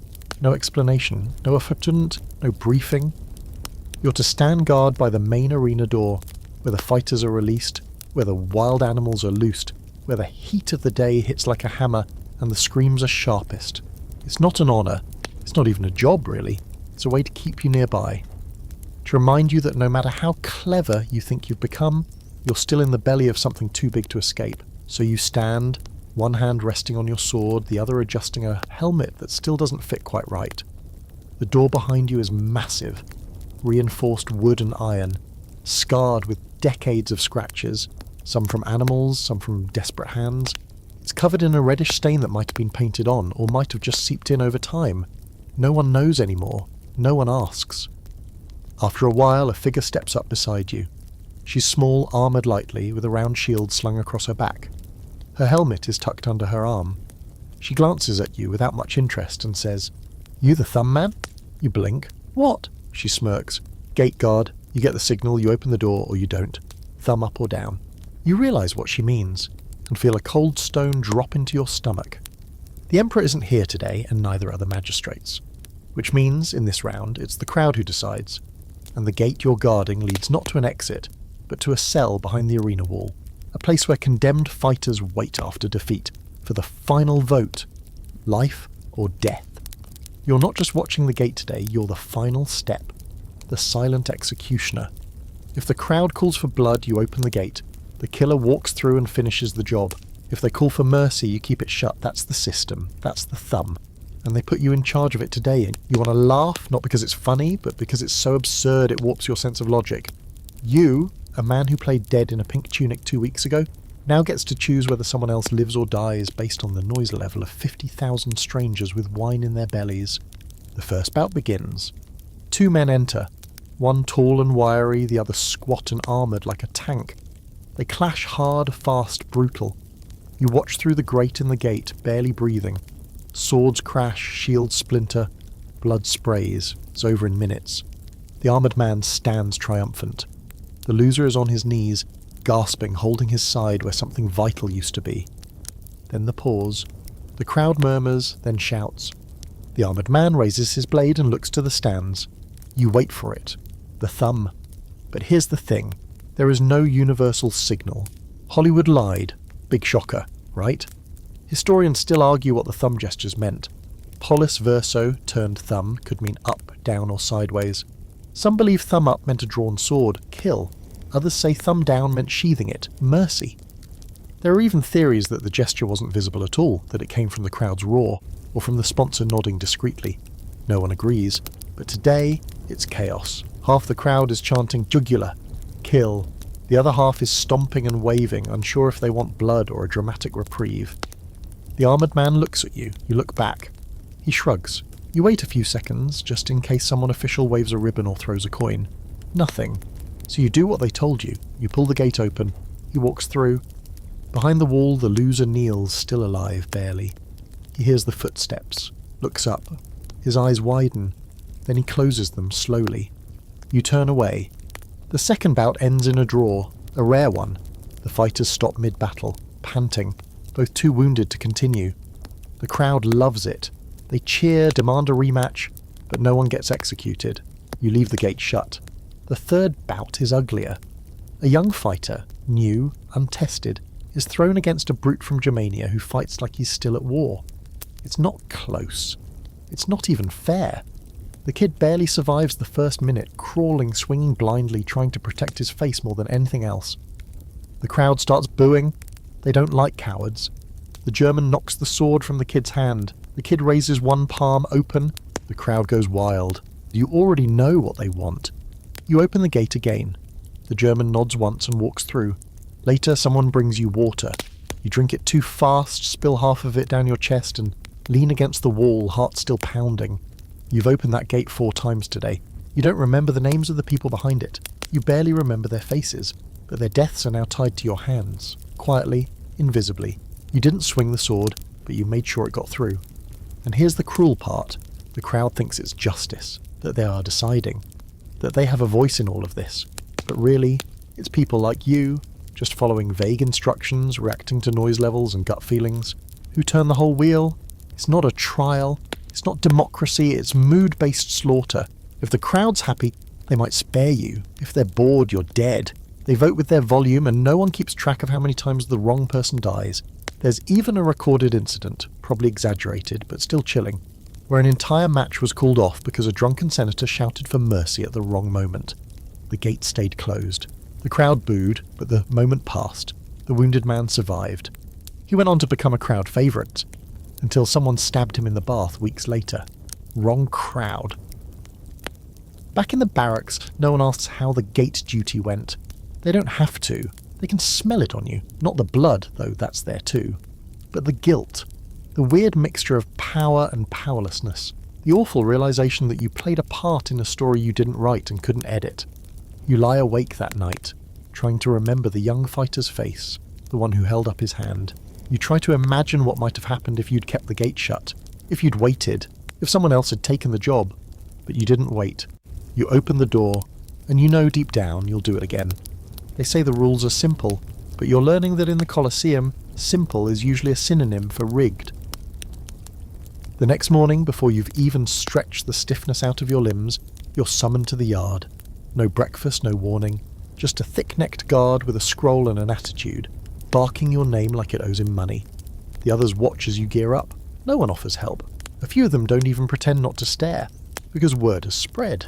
You're being sent into one of the tests, which could mean a lot of things. A surprise pairing, an evaluation by a sponsor, or, most likely, one of those experimental matches the trainers use to entertain the crowd and test their newest house rules. That's the fun thing about gladiatorial combat in Rome. It's not a sport, not like we'd recognise. There are rules, sure, but they're flexible. Bendy. Conveniently forgotten or reinterpreted, depending on who's watching and how bored they are. One trainer says you can't strike a man when he's down, and another encourages it as part of your finish. One day nets are allowed, the next they're dishonourable. Weapons are swapped mid-match. Armour gets accidentally mismatched. One guy walks in with a club and a dagger, and you're handed a dull sword and a helmet with no eye slits, which is exactly what happens to you now. You stand on the sand under the mid-morning sun, sweat already slicking your back, holding a gladius so blunted you're not even sure it qualifies as a weapon. Your opponent, lean, armoured in bronze, visor gleaming, has a real one. He also has shoulder protection, you don't. Today's match, the announcer cries, voice theatrical and oily, is a provocatio. One fighter has insulted the honour of the ludus magnus. Today he fights with penalties. The crowd eats it up, because nothing gets them going like a little fake drama. You didn't insult anyone. You know that. But someone in management clearly needed a narrative twist. Maybe they think you're getting too comfortable. Maybe you're being punished for showing restraint. Or maybe you're just today's scapegoat in a story someone needed to sell. You don't get a choice. The horn sounds. Your opponent doesn't waste time. He charges, aiming for your exposed side. You barely block in time. The impact jars your shoulder, rattling through bone. You try to counter, but your blade slides off his shield like a spoon against marble. They've given you a weapon designed to fail. He comes at you again, faster now, like he can smell the imbalance. The crowd is roaring, loving the unfairness, the struggle, the impending downfall. You stumble back, nearly trip. The sand feels deeper than usual, like they fluffed it to slow you down. You catch your breath, raise your shield higher and try to adapt. Use your legs, use your anger. You fake left pivot and aim for his knee. He laughs. Your sword barely grazes his greave. He counters with a clean strike to your ribs. Your breath vanishes. You drop to one knee, vision swimming. The announcer booms, "Our dishonoured fighter falters. Should he rise or fall?" That's the cue. The crowd starts calling for blood. A few lonely voices shout for mercy, but they are drowned out by bloodlust. You try to stand. It's slow, painful, but dramatic. The kind of moment that gets replayed in a tavern tale. You raise your sword again, and this time you parry. The next strike glances off your shoulder. You spin, catch your opponent off guard, and land a shallow slash across his back. It's not deep, but it draws blood. Real blood. The crowd gasps some cheer. You've just bought yourself another minute. Here's a little-known fact. Sometimes unfair matches were staged specifically to build tension, not just to punish fighters, but to give the crowd a story. The odds are rigged so that if you manage to push back, it feels like a miracle, like drama unfolding in real time. And if you win, you're a legend. If you lose, well, you were never meant to win anyway. Either way, the crowd gets what they want. Historians still argue whether these provocations were common or rare. Some scrolls list them as formal punishment matches. Others suggest they were a crowd-pleasing device like plot twists in a cheap play. One fragment even describes a match where the punished fighter used his bare hands and still won, only to be executed the next day for humiliating a sponsor. Because that's the game. You play your role, you hit your marks, but you never ever outshine the man who paid for the swords. Back in the ring, you're bleeding now. Your leg's got a deep cut, your arm feels like it's hanging by a thread, and your vision blurs every time your heart beats, but you're still up. You haven't fallen again. Your opponent hesitates. He's wondering the same thing you are. Do you keep going, or give the crowd the ending they're begging for? You make the choice. You drop your shield. The arena goes quiet, not scullent, but close. A pause in the rhythm of blood and sand. Your opponent raises his sword, but he doesn't strike. Instead, he slams the blade into the ground beside you and lifts his arms toward the crowd. A draw. The crowd erupts. It's rare, risky, but it's one of the few ways two fighters can walk out alive, when both agree to give the people a story and an ending they weren't expecting. Later, the trainers chew you out for spoiling the finish. One even throws a cup at your head. But the crowd loved it, and for now that's your shield. You lie down that night in your cot, bleeding, sore and exhausted, but not dead. The rules are fake, the gear is fixed, the match was rigged, but somehow you played it just right. And tomorrow, you'll be a footnote in someone else's story, the fool who fought unfair and survived anyway. They wheel him in after sundown. No announcement, no ceremony, no grand speech from a herald with too many syllables in his mouth. Just a squeaky wooden cart and a pair of silent guards, one of whom smells strongly of roasted onions. Everyone in the barracks watches as the new arrival is lifted down like cargo and laid gently, almost respectfully, on the straw near the far wall. You glance over from your cot, expecting the usual, someone broken, bruised, on their last limbs and halfway to the underworld. But this one, he's different. He only has one arm. The right one's gone from the shoulder down, not wrapped, not freshly severed, not oozing. Gone, long healed, just a jagged line where muscle used to be, smoothed by time and survival. And yet there's something calm about him. No tremble, no panic. He lies there, eyes closed, breathing steady, like he's just waiting for someone to offer wine. "You've got to be kidding me," one of the other fighters mutters. "They're sending amputees into matches now?" Another shrugs. "Maybe it's a punishment, or maybe it's entertainment." You keep quiet. You've seen too much to scoff at anything now. He wakes an hour later, sits up, looks around the barracks like he's assessing it for weaknesses. His eyes are sharp, not desperate or wild like so many others, but calculating, alert. He makes no move to hide the missing limb, no attempt to ask for help, just reaches for a scrap of bread with his left hand and eats like it's just another Tuesday. The rumour mill kicks in fast. Lost it in a match. No. War against Parthians. Punishment for biting a sponsor. Doesn't matter, someone snaps. He won't last a week. But the next day you're all proved wrong. They send him into a sparring ring with one of the Germanics, a brute who's been here for years and treats training matches like personal feuds. You expect it to be short, a mercy kill in slow motion. But the one-armed man, whose name you later learn is Felix, doesn't just hold his own. He dances around his opponent, uses the stump to feint, spinning and ducking under swings with the kind of grace you only earn through desperation. And when he strikes, it's vicious. No wasted motion, no flair, just brutal, effective violence.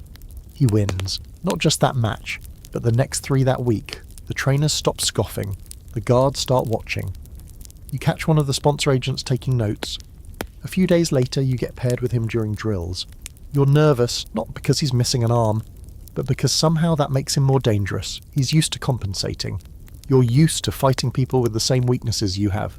He isn't. He nods to you once before the horn sounds. That's it. The fight is fast. He moves like water, controlled, lethal, and utterly unfazed by pain. You land a strike, but only one. He catches you off guard with a knee to the ribs and knocks your sword loose with a twist of his hip. It's humiliating, but when it's over, he helps you up. "You telegraph your strikes," he says. "Stop that." That's the beginning of your strange, silent friendship. He doesn't talk much, but he fights like a man who's had to learn what it's like to lose a piece of himself and keep going. You learn later, weeks later, when he finally speaks more than 3 words in a row, that he lost the arm during a match. It was torn from the socket by a net and trident fighter who got too close. They should have let him die, but the crowd roared for mercy.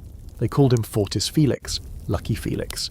So they patched him up, put him back in the cycle, rebranded him as an underdog, and here he is. The scholars always argue about gladiator injuries. Some claim a serious wound ended your career. Others insist injured fighters were kept around as novelty acts. The archaeological record is a mess. Some skeletons show brutal bone trauma that healed over time. Others were buried mid-healing, ribs snapped and never set. Felix is living proof that when the crowd wants it, even a crippled man becomes an asset. You start watching him closely, not just how he fights, but how he studies. He maps the arena in his head, knows where the floor creaks, where the sand is shallow. He's always watching the trainers too, knows which ones whisper to the sponsors, which ones rig the matchups. He even knows which guards will look the other way if you slip a few sips of wine past curfew. "You're thinking like a fighter," he tells you one night. "I am a fighter," you reply. "No," he says, stretching out his one good arm. "You're still thinking like a person. That's dangerous." He's right.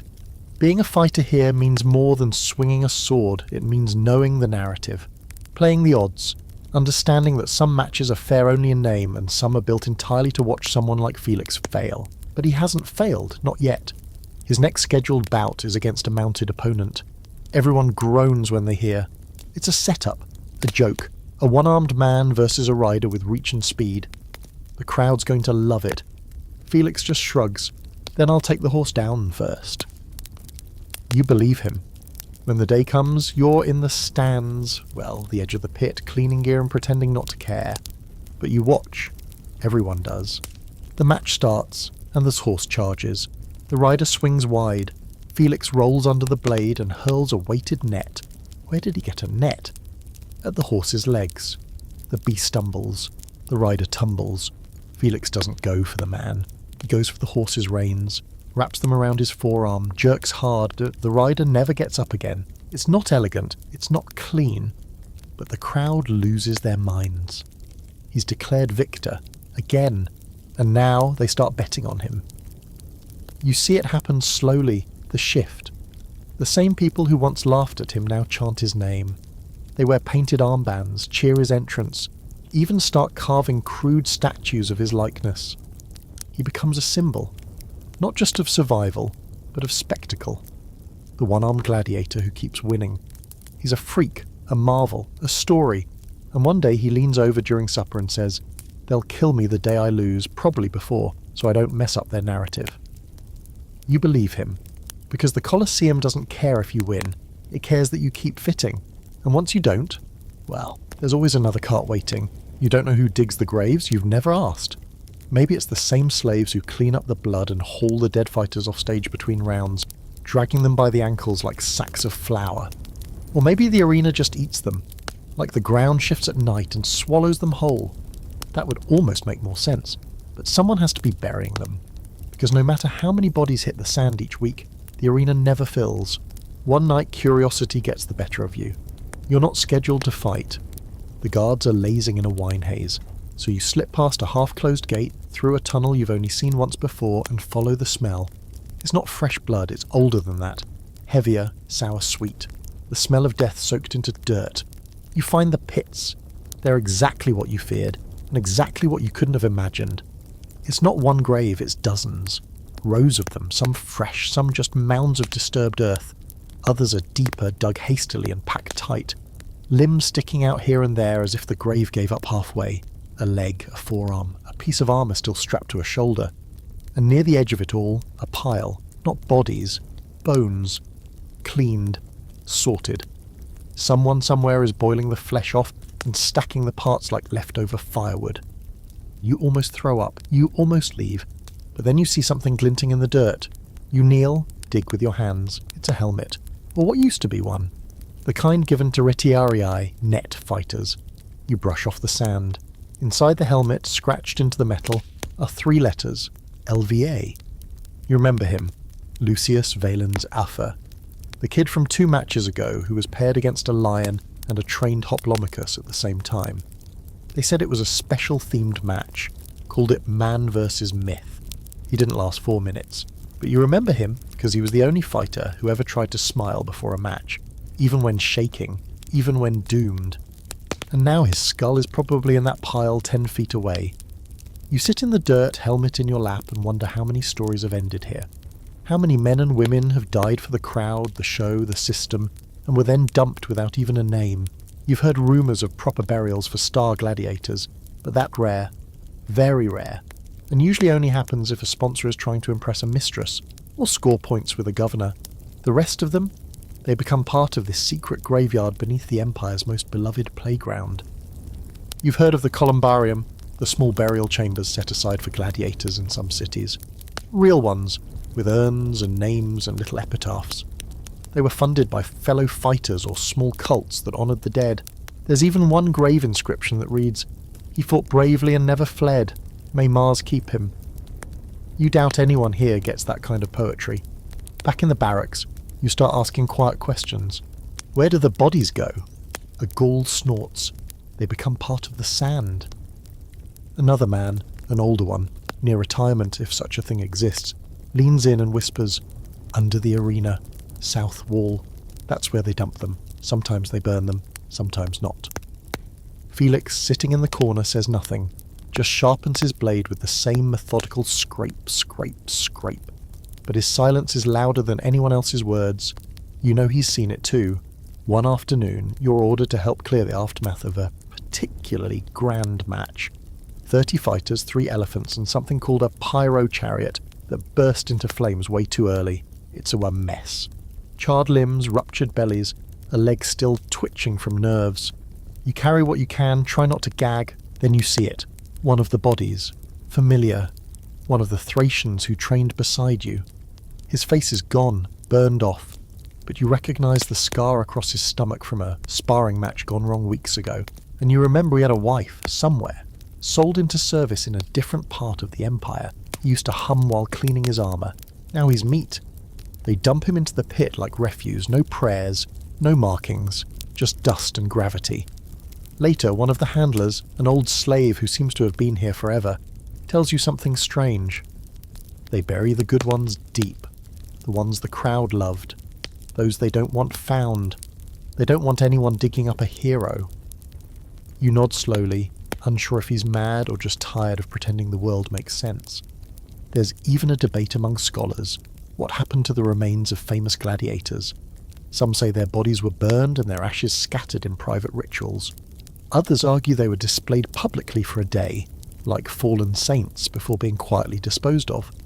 One theory suggests that bones of the most popular fighters were sold, used in charms, talismans, even love potions. People believed a drop of gladiator blood could cure impotence or inspire bravery. That's right, after death you weren't honoured. You were ground up and bottled. You try to sleep that night, try to forget the pit. But your dreams are filled with arms reaching up from the sand, helmets full of blood, teeth grinding behind the stone walls. When you wake, your fists are clenched, and your knuckles ache from how hard you've gripped the edge of your cot. The next time you're in the arena, you notice something new. The sand is darker in some places, not just wet, stained, as if the ghosts of all those bodies left a permanent echo. You don't fight differently. You can't afford to, but your eyes linger on the ground longer now. You wonder who lies beneath each step, who cheered here once, who bled out while the crowd sang drinking songs, and if anyone remembered them afterward. Probably not. The Colosseum does not honour the dead, it uses them, and then it erases them. You'd think the animals would be the worst part. Teeth, claws, unblinking eyes glowing in the dark corners of the holding pens. That low, rattling growl a lion makes when it knows something living is nearby. That sound gets into your bones, but lately what really sticks with you are the ones that don't growl, the ones that watch. Not with rage, not with panic, just silence. It's early morning and you've been ordered to help the beast handlers. Not for a match, not yet. Just assist with prep, whatever that means. Maybe someone finally figured out you're not great at staying idle. Or maybe someone wants to remind you where the real danger comes from. You get led through a tunnel you've never seen before, deep beneath the arena where the animal cages sit in a maze of darkness, steam and dung. It stinks of death, meat and damp fur. Iron bars stretch in every direction, some bent, some still claw-scraped. You pass cages that are empty but still humming with tension. Then you reach one that isn't empty. Inside, an elephant. Massive, scarred and swaying slightly side to side. It looks down at you like a god with no patience left for the world. You can see the chain marks on its ankles, the dark stain around its left eye. You ask the handler what matches is in today. "It's not," he says, picking his teeth with a bone splinter. "It killed 3 last week. Wouldn't perform. Got tired.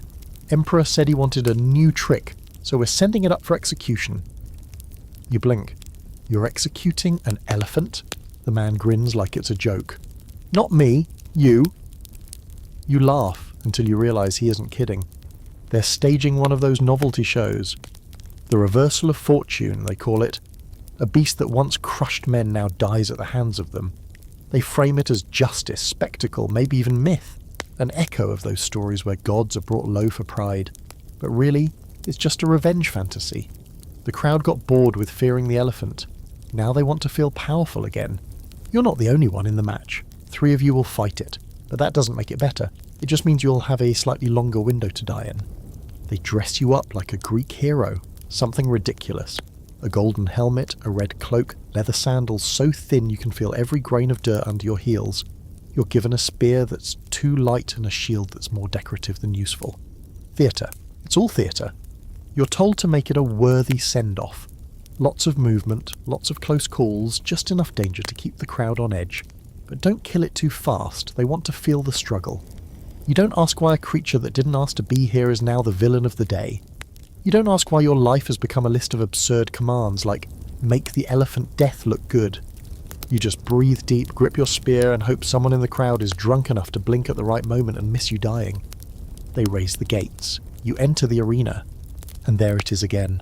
The roar of the crowd, the sunlight catching dust in the air, the warmth of sand that's soaked more blood than you ever want to imagine.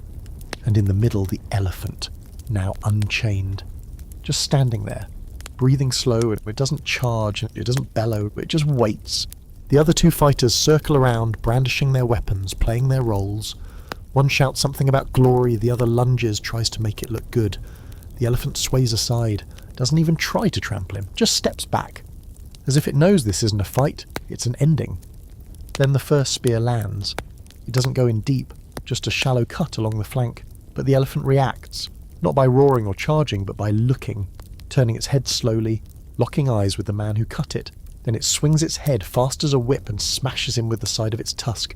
He flies like a sack of bones, doesn't get up. The crowd erupts. You're frozen. Not from fear, though there's plenty of that, but from the absurdity of it all. You're about to murder something ancient, sacred, intelligent. For what? A story the crowd can feel better about over dinner? The remaining fighter yells, trying to draw its attention. You move closer, carefully, heart pounding. You raise your spear, and then it happens. The elephant turns and looks straight at you, and does nothing. It doesn't charge, doesn't try to defend itself, just looks like it knows, like it's letting you. You don't lower your spear, you don't move. And then, because this is the Colosseum, and the script must go on, the other fighter strikes from behind. The blade goes deep. The elephant collapses with a groan that shakes the sand. Not a scream, not a roar, just a long, low exhale as if it's finally done. You kneel beside it as the crowd cheers. You don't hear them. You place your hand on its flank. It's still warm. There's a story Pliny once wrote about an elephant in a Roman circus. It bowed to the emperor before dying. Some say it was trained.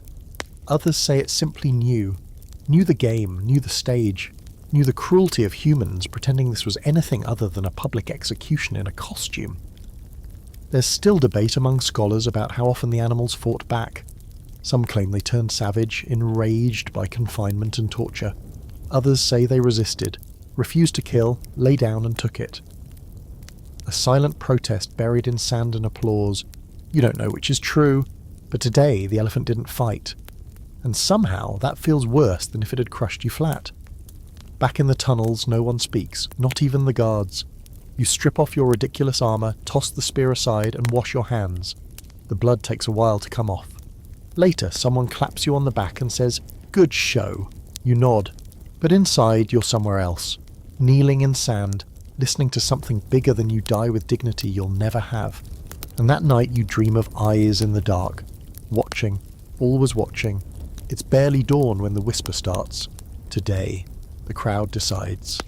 You hear it from a passing guard, then again from a fellow fighter muttering over his breakfast, if you can call a handful of olives and a scrap of bread a meal. The phrase trickles through the barracks like smoke through cracks, curling around every man, woman and half-starved soul waiting their turn in the dirt. You chew slowly, not because you're savouring anything, but because your gut has already started to twist. When they decide, at least you know where the sword's coming from. But when the crowd decides, that's when things get unpredictable. See, most matches, no matter how chaotic they look, are usually rigged with structure. Maybe the Emperor waves a thumb. Maybe a sponsor nods from a marble seat. Maybe some snivelling official in a toga holds up a ribbon to signal mercy or death. But every now and then they throw the entire thing to the mob. Let the people decide. Blood or forgiveness, death or glory. And when that happens, it's not about skill, not about strength. It's about vibes that they don't even pretend to be scientific. There's no counting, no ballots, no consensus, just raw volume. The louder the roar, the more likely you are to die. Or, if they're feeling merciful, to walk away with your insides still inside.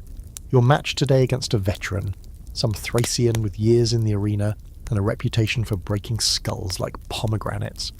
They tell you he hasn't lost a fight in 6 matches.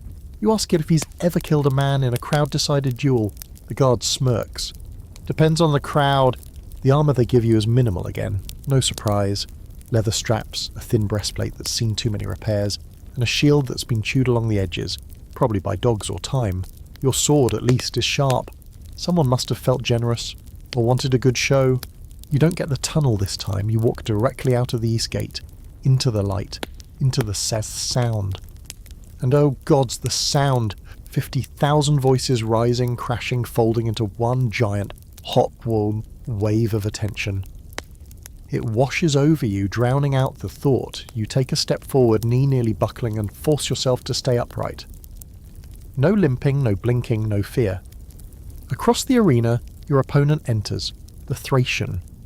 He's bulkier than expected, covered in gleaming bronze.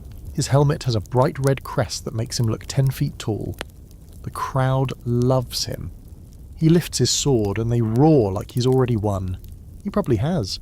You meet in the centre, exchange no words, just nods. He doesn't want to kill you. He has to. That's the game. The horn sounds. He moves fast, faster than he should. Your shield takes the first blow and it rattles your arm up to the elbow. You spin away, duck low, jab at his thigh. Your blade meets metal. Nothing. You circle each other like animals testing fences. Your next lunge is better, deeper. You land a cut on his ribs. The crowd gasps. He snarls, slams his shield forward. It hits your chest like a battering ram. You hit the ground, hard. Dust fills your mouth. You cough, roll, dodge just in time to avoid his downward swing. You're on your feet again, barely. You backpedal. He follows. Your mind is loud, but your body's louder. Screaming, bleeding, burning. You're not sure how many minutes pass like this. You land another cut. He lands 2. Then something strange happens. He falters, just for a second, staggers back, favouring his leg. You see it. A weakness. Maybe old, maybe fresh, but real. And suddenly the crowd isn't roaring for him anymore. They're split. You can feel it. Some chanting your name, some shouting for him. The sound is jagged, uneven, uncertain. This match is no longer about fighting. It's about them. He knows it too. He swings again, slow this time. You dodge, you land a hit, deep, as a shield arm drops. He drops, onto his knees, blood running from his shoulder, his thigh, his mouth. You step forward, blade raised, and then pause. He lifts one hand, doesn't beg, doesn't blink, just lifts it, a gesture of surrender. And then the arena waits. For them, the crowd. There's no signal from the magistrate's box, no banner, no trumpets, just sound. It starts soft, murmurs, then a few claps, then yelling, screaming, some cry for death, some cry for mercy. You look around, trying to gauge it, trying to understand what's louder. But that's the trick. You can't. No one can. Not the guards, not the fighters, not even the poor soul holding a little scroll trying to scribble down the match details for the day's records. All you have is noise and instinct. The gate doesn't open. No executioner steps out, which means it's up to you. You lower your blade. The crowd explodes. Cheers and jeers mixed into a single storm of approval and disgust. You walk away, heart hammering. The Thracian is lifted up by medics. He'll live. Maybe. And now, you're not just the man who fought a crowd favourite. You're the one who spared him. Back in the holding chambers, the trainer claps you on the shoulder. You think it's meant to be encouraging, but he leans in close and says, "They'll expect more next time. Don't disappoint them." That night, someone sneaks you a crust of honey bread. A thank you, maybe. Or maybe a bribe. Who knows? You eat it anyway. You lie in your cot replaying the crowd's roar. The way it shifted, swelled, moved like wind in a storm, and you realise something awful. You can't win the crowd, you can only ride it. And when it turns, there's no shield strong enough. The names on today's roster aren't fighters. Not really. They're senators, governors, foreign dignitaries. The rich and the bored and the powerful, dressed in white silk and purple trim, reclining on couches in the best shade of the Colosseum's upper tiers. They're not here for sport today.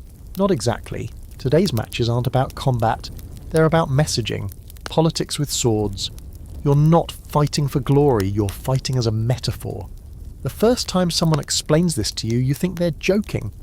You're going to die as a city-state, they say, slapping your shoulder with the same casualness someone might use to say, "Don't forget your helmet." When you stare, the trainer grins. You're Thrace today, or Carthage, or whatever they decide in the next 10 minutes.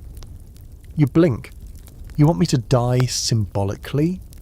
"Exactly," he says, pleased. "You get it." And that's how you learn about political executions as theatre. They call them supplicia canum sometimes, or historia vivens, living history. The crowd loves it, especially when they know the inside joke, especially when the man being parodied or insulted is watching it all unfold from the imperial box, pretending not to be offended. You're shoved into a staging room filled with props. Fake banners, wooden helmets painted like enemy crowns, shields with cartoonish symbols, a lion crest with crossed scrolls underneath it, a staff shaped like a trident. They were dressing you up not as a warrior, but as a stand-in, a symbol, a satire. They even give you lines. Seriously, lines. A little scroll is stuffed into your belt. "Read this before dying," the assistant mimes. Really enunciate. They like it when it sounds like poetry. You consider throwing the scroll at his face, but instead you nod, because you know what happens to props that don't cooperate. They get fed to something with more legs than reasons. Today's performance is a reenactment of the fall of an unpopular province governor, Piso, or Piso's cousin, or someone similarly hated by Rome's elite. You're cast as him. You're told to dress like him, speak like him, even walk like him, based on the instructions of some grumpy senator who watched him trip once during a feast and decided that was like enough character development for the whole show. The arena is decorated differently today. Painted backdrops of marble columns, a fake tribunal seat at where the emperor, an actor in a wig that looks like it was made from shredded goat, will issue judgment. The announcer calls it the trial of the dishonoured, and the crowd hoots like it's a comedy hour. You step into the sun, they boo immediately. Not because of you, because of who you represent. It's not personal, it's never personal.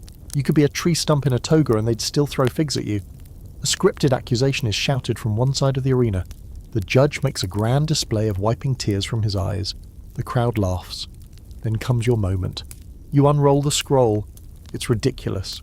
A fake confession written in deliberately clumsy verse. "O mighty Rome, forgive thy humble servant who, through hubris, spilled wine upon the Senate's sandals and dishonoured the sacred latrine." You get a few chuckles. That's good. That means they're paying attention. Then the executioner enters. Not a real one. An actor in oversized armour carrying a massive wooden sword that's been painted silver. He's supposed to slay you in slow motion. Theatrical, pantomime, safe, except.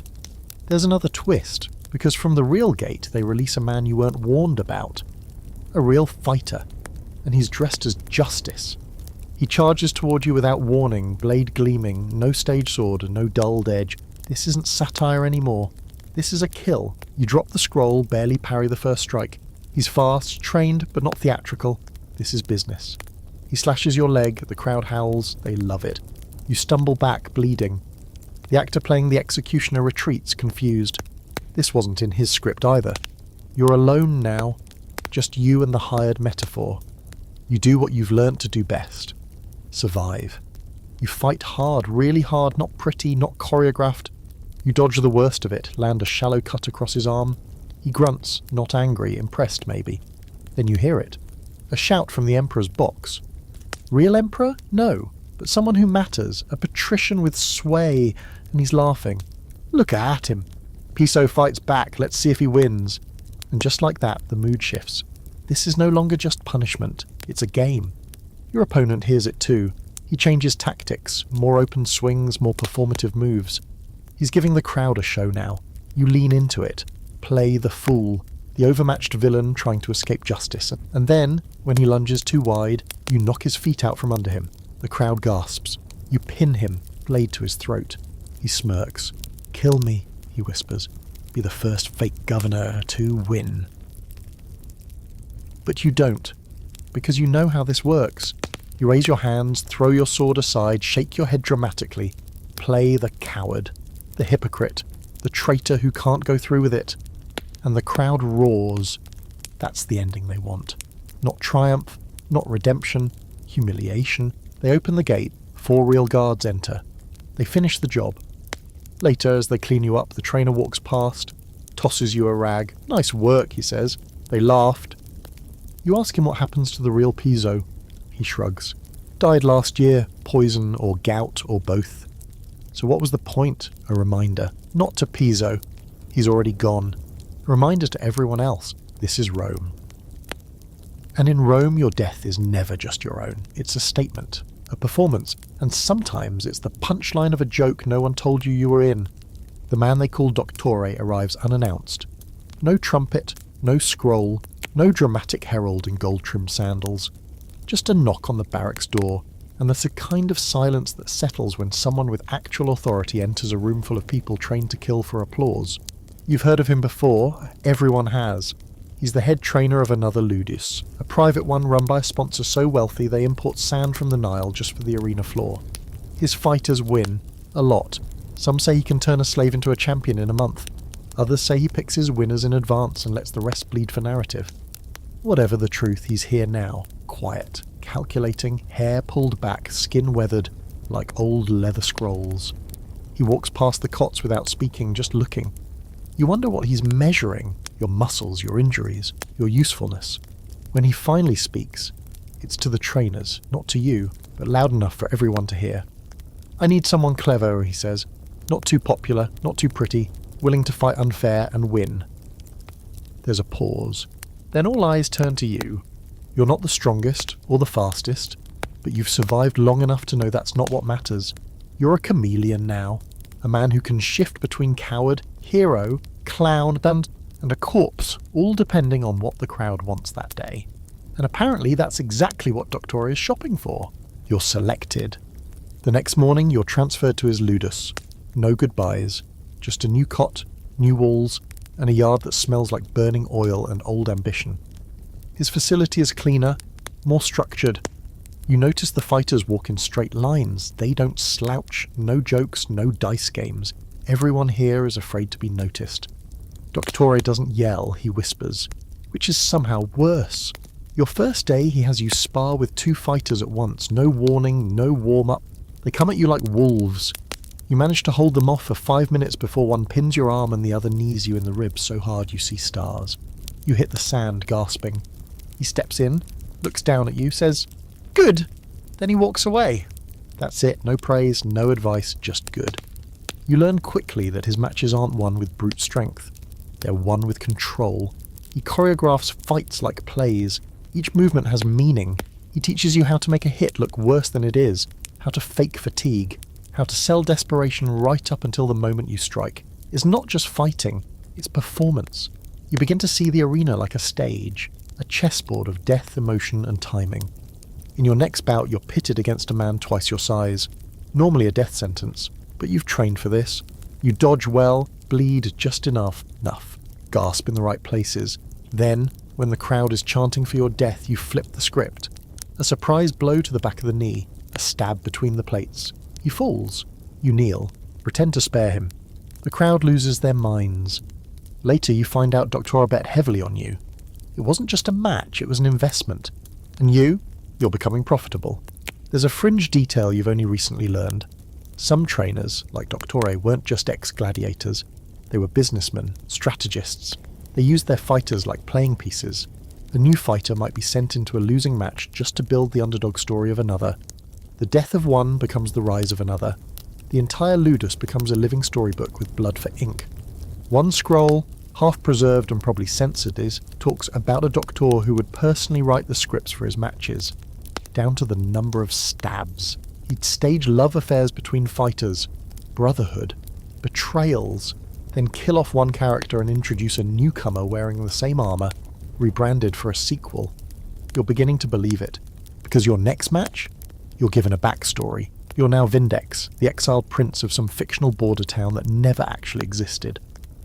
You're to fall in love with your opponent's sister, who will watch from the stands, dramatically weeping even though you've never met the actress in your life. And when you win, you're to look up at her and shout, "Justice is mine!"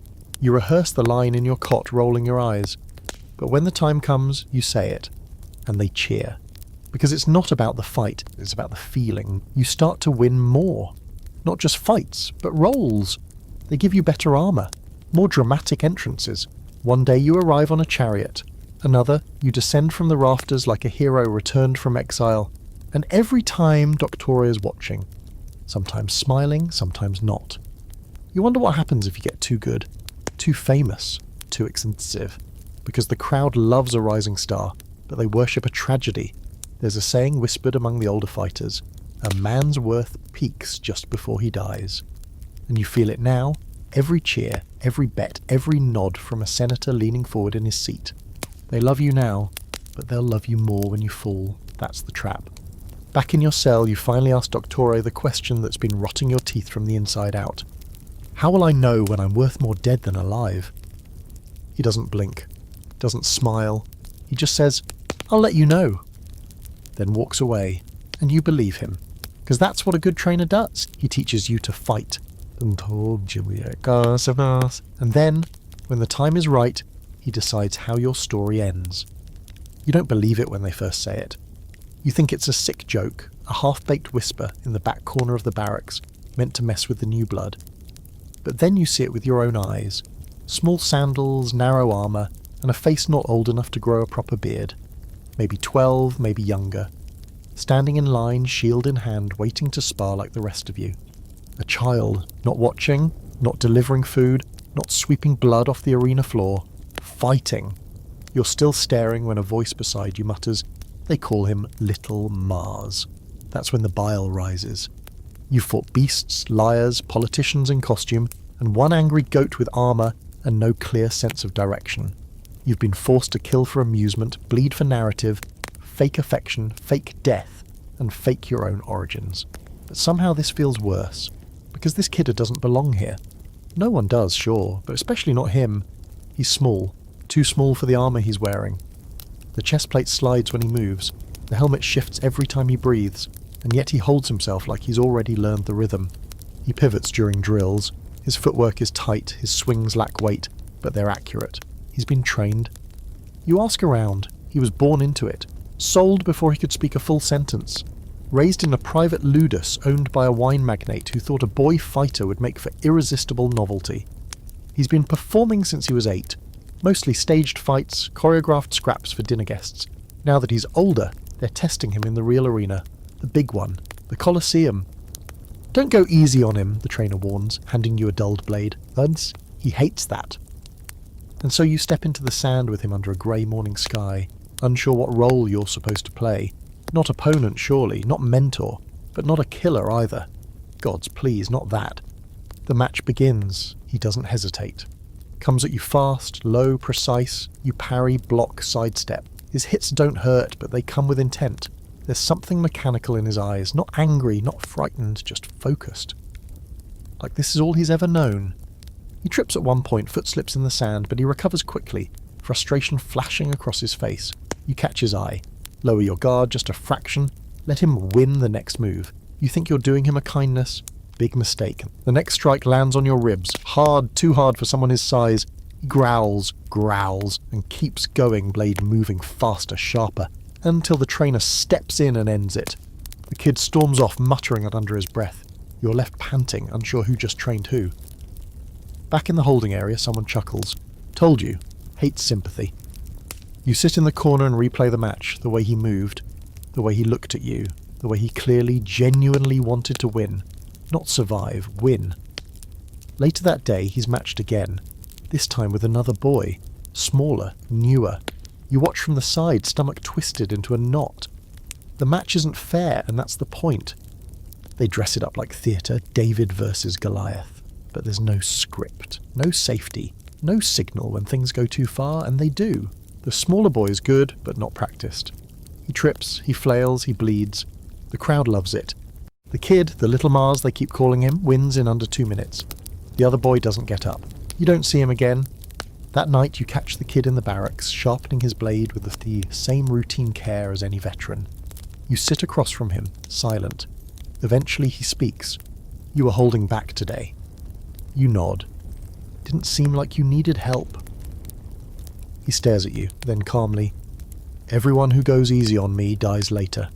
I don't want to die easy. What do you even say to that? You realise he's not playing a role, he's not pretending, he's been trained, conditioned to believe that the arena is the world, that strength is survival, that mercy is death, and he's not wrong. Historians still debate the use of child fighters in the Roman games. Some say it was rare, that it only happened in rogue arenas or under especially sadistic sponsors. Others argue it was more common than the records suggest, just too shameful to document properly. There are fragments of graffiti showing small gladiators in helmets, too large for their heads. One recovered grave marker simply reads, "For Marcus, who fought twice and smiled once." You never see the kid smile. Over the next few weeks he fights again, and again and again, sometimes against adults, sometimes against other children. His record is flawless.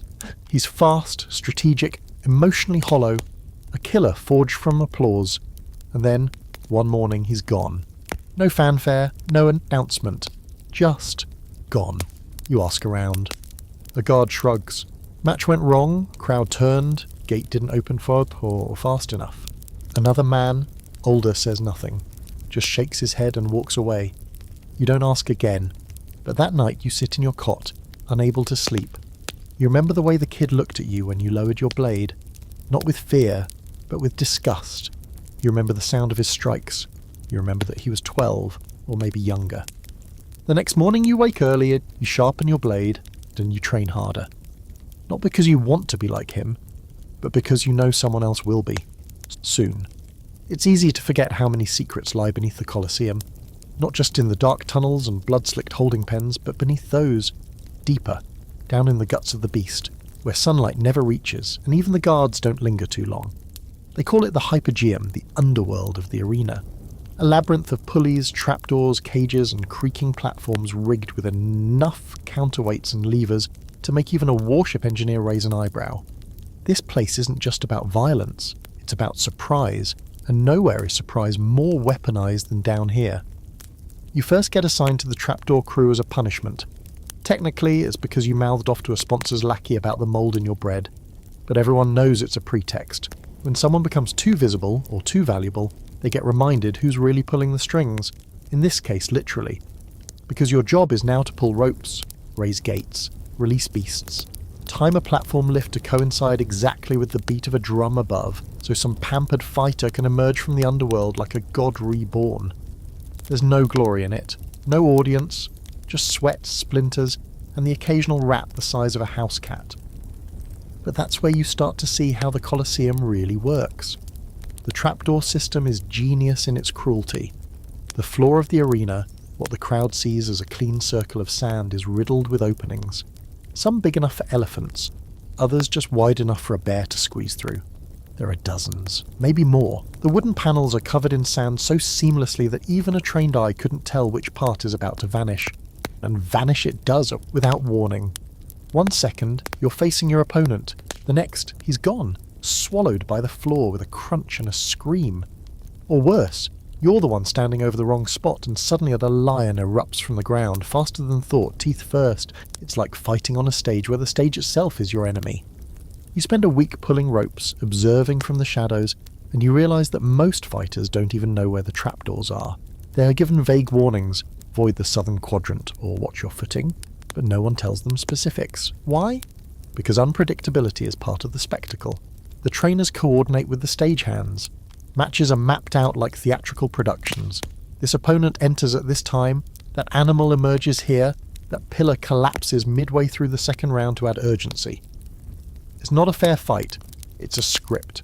And if the crowd wants blood early, someone below flips a lever to speed things up. One day you help prep a match involving 3 fighters and a surprise element. You're not told what it is, just when to release it. On the 3rd trumpet blast, the stagehand says, Gate 12. You memorize your rope. Gate 12. When the moment comes, you pull hard and then a man is launched upward, not a beast, not a fighter, just a condemned criminal dressed as a Roman senator, arms bound, mouth gagged. He lands hard, groaning, directly between the fighters. The crowd roars with laughter. They weren't expecting a tiger. They got a traitor instead. The fighters hesitate. The man begs through his gag. Then one of them kills him. The crowd cheers louder. Later you find out the man wasn't actually condemned. Just disgraced. Too valuable to disappear quietly, too low to warrant a real trial. So he became surprise scenery. And now he's fertilizer. There's even then a scholar's theory. Fringe, but not implausible, that some gladiators trained with the trapdoors, secretly coached on how to use them. Ducking behind them, luring enemies over weak spots. There are fragments of arena diagrams with marked zones, nicknamed things like the Pit or Jaws. One section was allegedly called Mercury's Trap, a panel that opened and dropped the unlucky into a pit filled with thorny stakes. Not confirmed, but when you've pulled the levers, the theory doesn't sound so crazy. You start to keep a mental map of the floor, where the panels groan, where the sand looks just a little too smooth. You pass this on to Felix and the others, quietly, one phrase at a time during drills. Avoid the northeast corner. Don't step left when facing the sun. You save 3 men that way, and maybe yourself. One afternoon you're called back into the ring, not as a rope puller, but as a fighter. You're relieved, if that word even means anything anymore. You know the system now, you know the floor. Your match is billed as the Duel of the Labyrinth. You and your opponent are blindfolded and spun 3 times before entering. The crowd loves the gimmick. You hate it, but you keep your feet wide, your steps light, you feel the slight give in the sand, and you listen. You don't win pretty, you don't even win well, but you avoid the wrong spots, and when the trapdoor opens beneath your opponent's feet, you're not surprised. You lunge, you finish it, fast. The crowd thinks it was fate, you know it was leverage. Back in the barracks, Felix raises a cup in your direction. So you do know your way around, he says. You shrug. Only what they don't want us to. And that's the truth of the Hypogeum. It isn't just a floor mechanism, it's a weapon, a rigged system of chaos designed to tilt the odds toward drama. And the worst part, no one above realizes how much blood is spilled by the pull of a rope. They just see the sand bloom red and call it destiny. Some matches you forget the minute you wipe the blood off your blade. They blur together, blow after blow, name after name, cheers rising and falling like the tide, until it all melts into a red-tinged fog. But others stick. Not because they were the hardest or bloodiest, but because something cracked inside the script. Something went off, and everyone, crowd included, had to pretend it hadn't. This one begins like any other. A matchup called Hearts of Fire. 2 pairs of fighters teamed up for the sake of honour and brotherhood. The announcer hammers that line home. Honour, brotherhood. It's the crowd's favourite storyline. Comrades forced to fight side by side, doomed to either rise together or fall apart. There's even a little backstory scrawled on a chalkboard backstage. Your partner is a distant cousin, exiled from the same mythical village as you, both framed for crimes you didn't commit. You're fighting today to redeem your names. It would be laughable if it weren't so obvious that the crowd's buying it. Your assigned partner is a stocky Nubian fighter named Ciro. You've seen him in drills before. Quiet, hard-hitting, rarely speaks, keeps his eyes low and his guard high. They dress you in matching capes and tell you to hold your swords aloft when you enter. The crowd eats it up. "The Brothers of Flame!" someone yells. You glance at Ciro. He doesn't smile.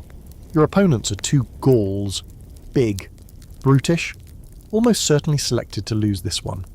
One has a crooked nose that's already been broken twice, and the other walks like his leg hasn't healed from his last match. But the crowd doesn't care. They've been fed a narrative, and they're all here to see the arc. The horn sounds, the fight starts. and for a few minutes it goes exactly to plan. You and Hero flank, press the advantage, stay just theatrical enough to let the crowd cheer. You graze one Gaul's arm and he sells it, spins, stumbles, clutches the wound like a playwright in a tragedy. Ciro knocks the other one down, doesn't kill him. Everyone's doing their part, till the whistle doesn't blow. You glance toward the magistrate's box. No signal. The crowd's still roaring, but something's off. The actors are down, bleeding just enough to be convincing, but no one's calling it. No gate opens, no executioner arrives. The Gauls look confused. So does Ciro. Everyone freezes for just a beat. Then the announcer booms, "The match continues!" And that's when it changes.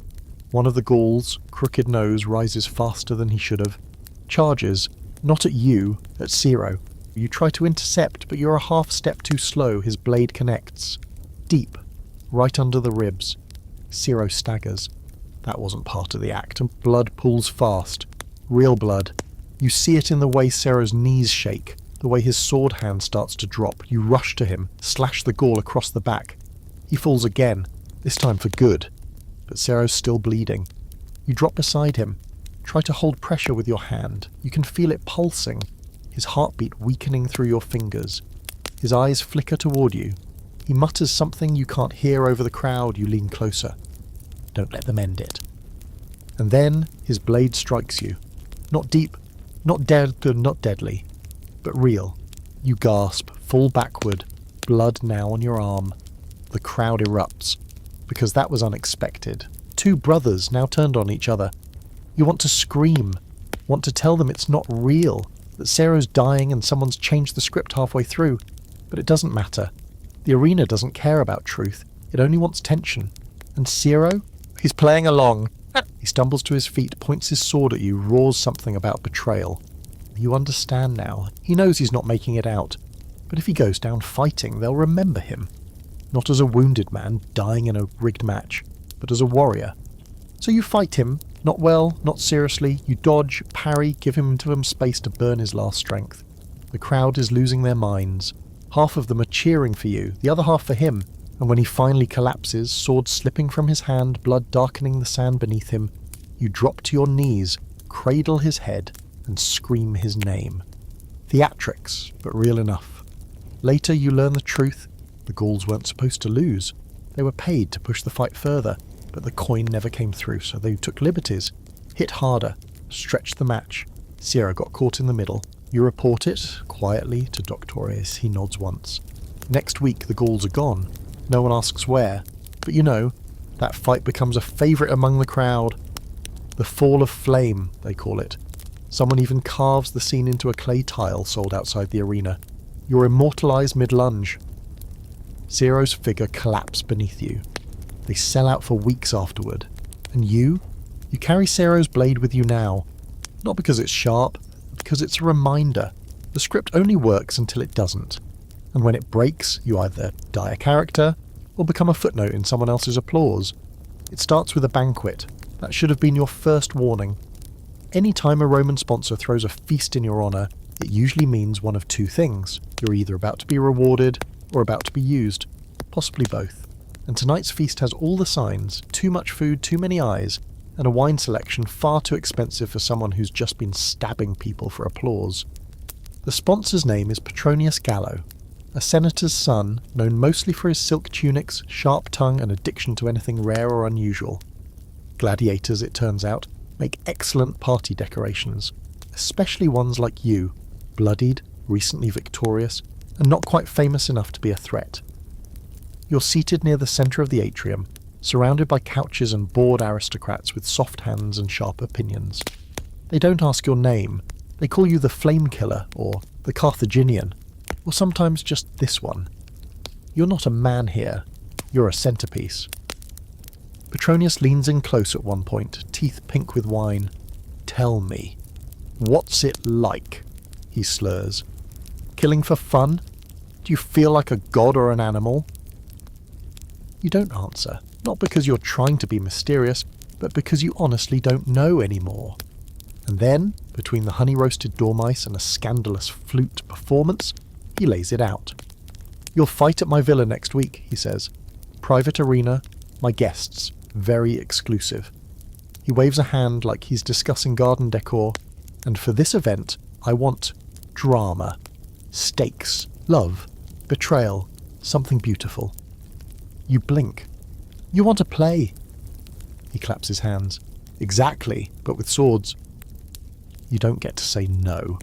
Next morning you're escorted, well delivered like a prize goose, to his countryside villa. It's massive, the kind of estate that could house a dozen families and still have room for a private amphitheatre, which it does. That's where you'll perform. Not fight, perform. You're handed a script. An actual handwritten script. Lines, directions, stage cues. Your character has a name again, Elias the Exile. You've been cast as a doomed hero, betrayed by a lover, forced to fight your best friend. The finale is tragic. You die slowly in your friend's arms after realizing your enemy was your brother all along. It's ludicrous, and honestly, you fought in worse. You're given a partner for the act, an older fighter named Vetulus. Wry, bitter, scarred across the jaw. I used to be an actor, he says when you meet. Then I offended a magistrate and got sold. Life's a joke, kid. Rehearsals begin. Yes, rehearsals. You spend hours practicing sword movements that look good but aren't fatal. Blocking sequences, stage falls. You rehearse the final death embrace 6 times, adjusting your angle so the audience can see your face as you weep. At one point, a servant suggests you cry actual tears. More moving, she says, placing a fig daintily in your palm. Vetulus rolls his eyes so hard you worry they'll stay that way.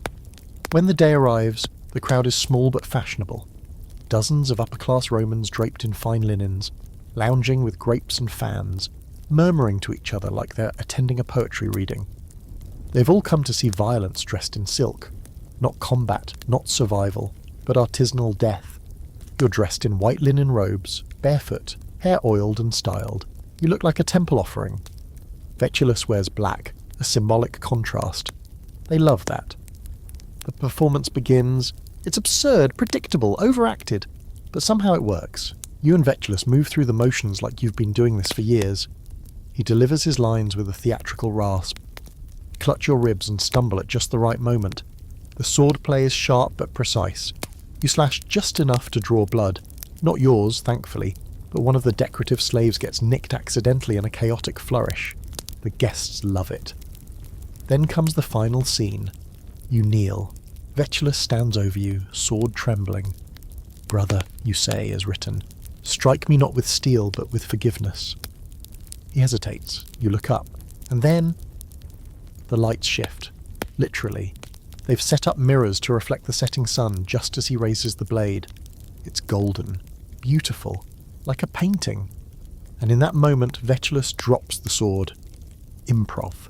The guests gasp. He grabs you, pulls you into a tight embrace, and sobs.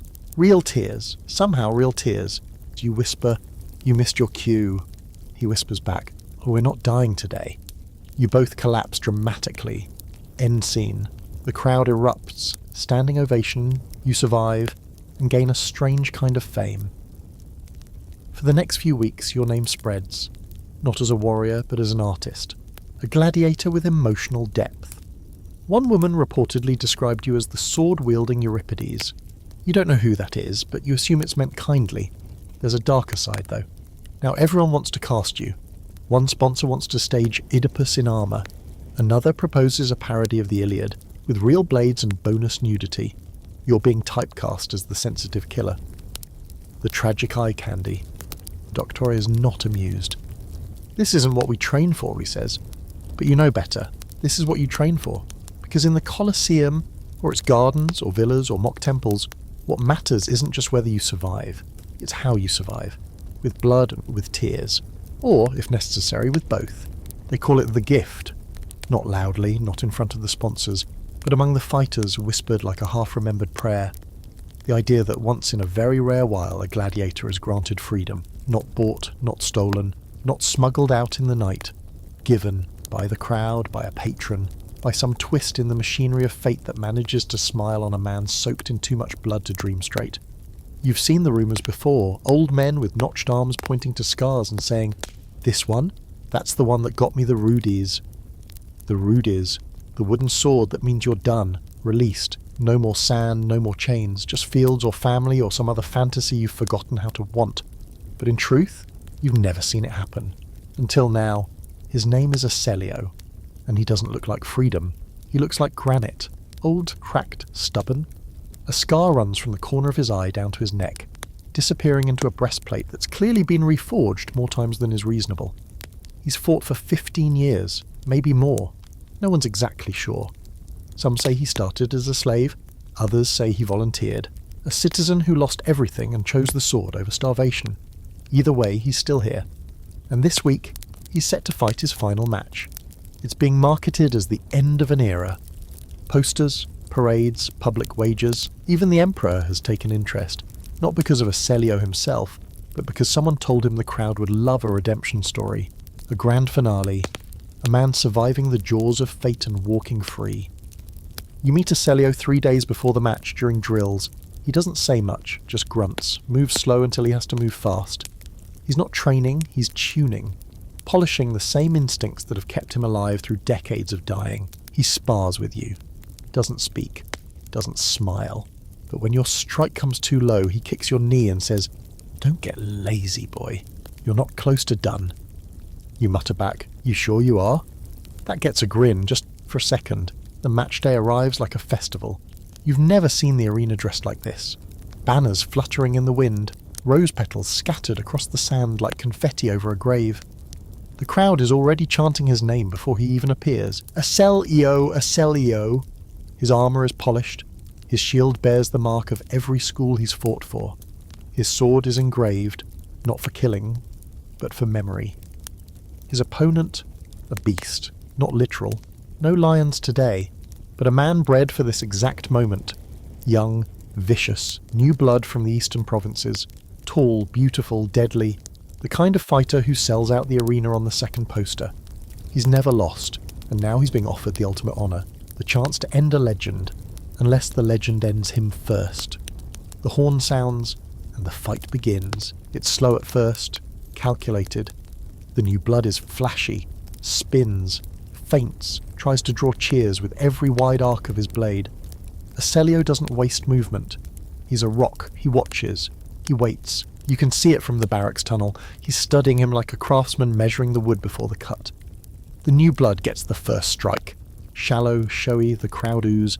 Aselio just grunts. Then he moves, fast, like a storm. A lunge, a sweep, a shield bash that rattles the arena walls. The new blood stumbles, recovers. But now he's on the defensive. He's not used to being pushed. Aselio presses him hard, not recklessly, methodically. He herds him across the sand like a butcher coaxing a pig toward the pit. And then, at just the right moment, he opens his guard, a trap. The kid falls for it. Aselio catches the incoming blade with his vambrace, twists, and sends his own sword deep into the side of the new blood's chest. Not a kill, but close. The young fighter drops, and the arena erupts. Not in horror. In joy. Because they smell it, the gift. The Emperor rises, half drunk, squinting through the sunlight. One of his aides whispers something. He nods.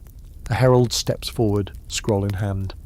The people of Rome, by voice and will, declare Aselio manumissus, free by deed, by valour, and by popular demand. A second scroll is unrolled. His rudis is carried out on a red cushion, held by a child dressed in Mercury's robes. The whole thing's absurd, theatrics, but somehow it's still real. Aselio kneels, takes the wooden sword, and for a moment, just a flicker, you see him shake. Not from fear, but from something harder, something colder. He stands slowly, holds the rudis high. The crowd screams, cries, throws roses, coins, bread. Aselio walks out of the arena alone. No chains, no guards. Just a wooden sword and a quiet look that says, "I didn't die, and that's enough." You don't see him again. Some say he retired to a farm. Others say he vanished on a merchant ship to Alexandria. One theory insists he opened a tavern and spends his nights telling drunken stories no one believes. You hope all of them are true. Because for once, just once, the script didn't end in blood.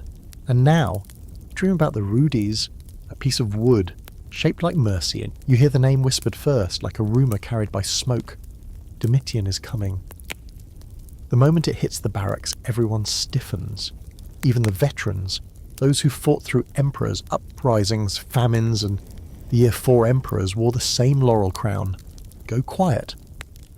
Because Domitian doesn't just show up to watch, he shows up to reshape the games into something darker, bigger, bloodier. They start prepping the arena 5 days early. That's how you know it's serious. They replace the sand, not just cover it, replace it. Clean, pale grains brought in from some distant province to give a better contrast with blood. They repaint the walls, sharpen the spikes. They even retouch the animal cages, as if the lions are going to care whether the rust has been polished. The guards get new armour, the announcers get new scrolls, the fighters, you get new death odds. Word spreads that Domitian has planned a celebration of Rome's power in the form of a 3-day arena spectacle. That sounds glorious until you learn what that means. Over 100 matches, countless executions, recreations of naval battles, somehow inside the Colosseum. Yes, there are flooding the lower levels. And the grand finale?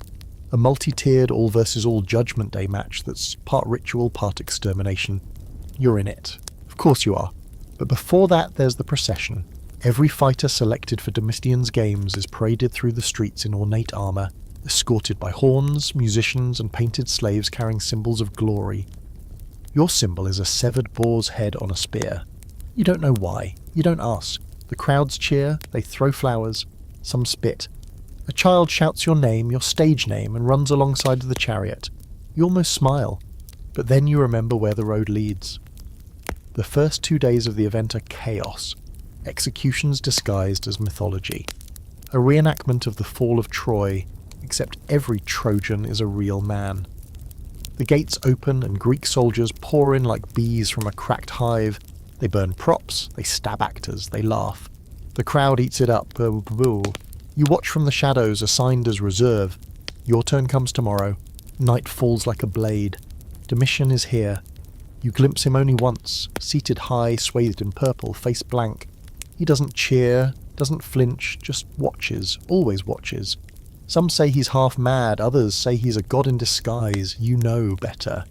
He's just a man who's gotten used to deciding who lives and dies before lunch. The morning of Judgment Day arrives without fanfare.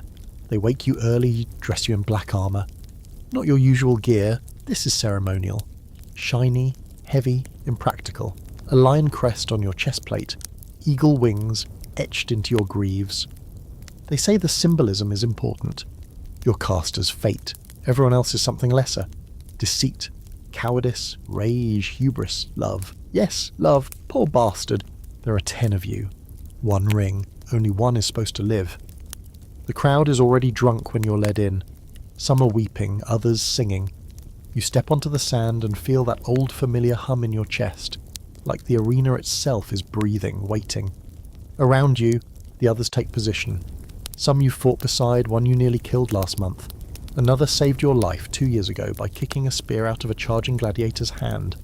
Doesn't matter now. The horn sounds. There's no delay, no ceremony, just sudden blistering violence. The first man goes down to a hammer, the second to a dagger across the throat. You're not sure who kills who after that. It's all motion, screams, dust, the crack of bone against bronze.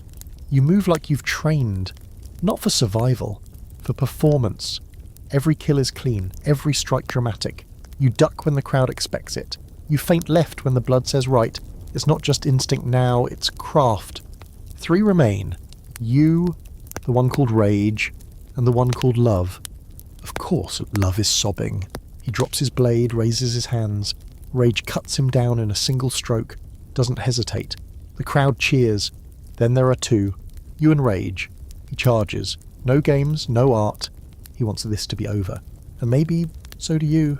But something in you flares, some stubborn flicker of survival you haven't yet stomped out.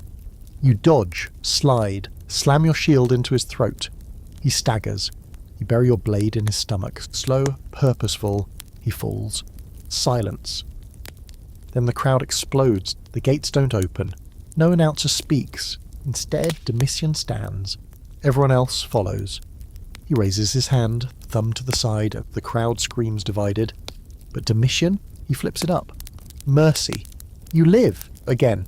But what you feel isn't relief. It's hollowness. like every kill dug a little deeper into your chest and left something else behind. Back in the barracks, they strip your armour. You sit naked under a trickle of water. You don't bleed, but your hands won't stop shaking. Someone places a wooden sword beside you, not a rudis, just a prop for next time. And you laugh so hard they call the medic, but when he arrives all you say is, "I played fate and lost." Because deep down you know the truth. No one really wins, not in the Colosseum, not under Domitian, not even the crowd. The Colosseum never really sleeps. Long after the crowds have stumbled home and the blood has dried beneath the sand, the bones remain, some buried, some burned, some just missing. But the echoes, they linger, in the tunnels, in the dust, in the cold, cracked stone of a place that once pulsed like the heart of an empire. And you, survivor, if that's even what you still are, lie awake in the quiet. No matches tomorrow, no scripts, no armour fittings or fanfare, just silence stretched thin as old rope, your fingers twitch without a blade in them. Your breath still catches when a bird flies too low, shadow crossing your eyes like the old arena nets overhead. The truth is, even if they set you free, you'll never walk fully out of the arena, because part of you stayed there, in the sand, in the cheers, in the 1,000 tiny deaths that weren't yours, but could have been, sometimes in the night. You hear the crowd again, not shouting, just watching, and in those moments, you wonder who the real gladiators were, the ones in the pit, or the ones who demanded blood with their mouths full of figs and wine. It doesn't matter anymore. The empire falls eventually, like everything. The Colosseum cracks, the marble fades. Wildflowers grow where once you kneeled to kill a man who might have once been your friend. And long after your bones are dust, someone will stand among those ruins and wonder who you were. They won't know. They'll guess. Maybe they'll even get it half right. But you'll still be there, in the ground, in the story, in the arena that never really ends.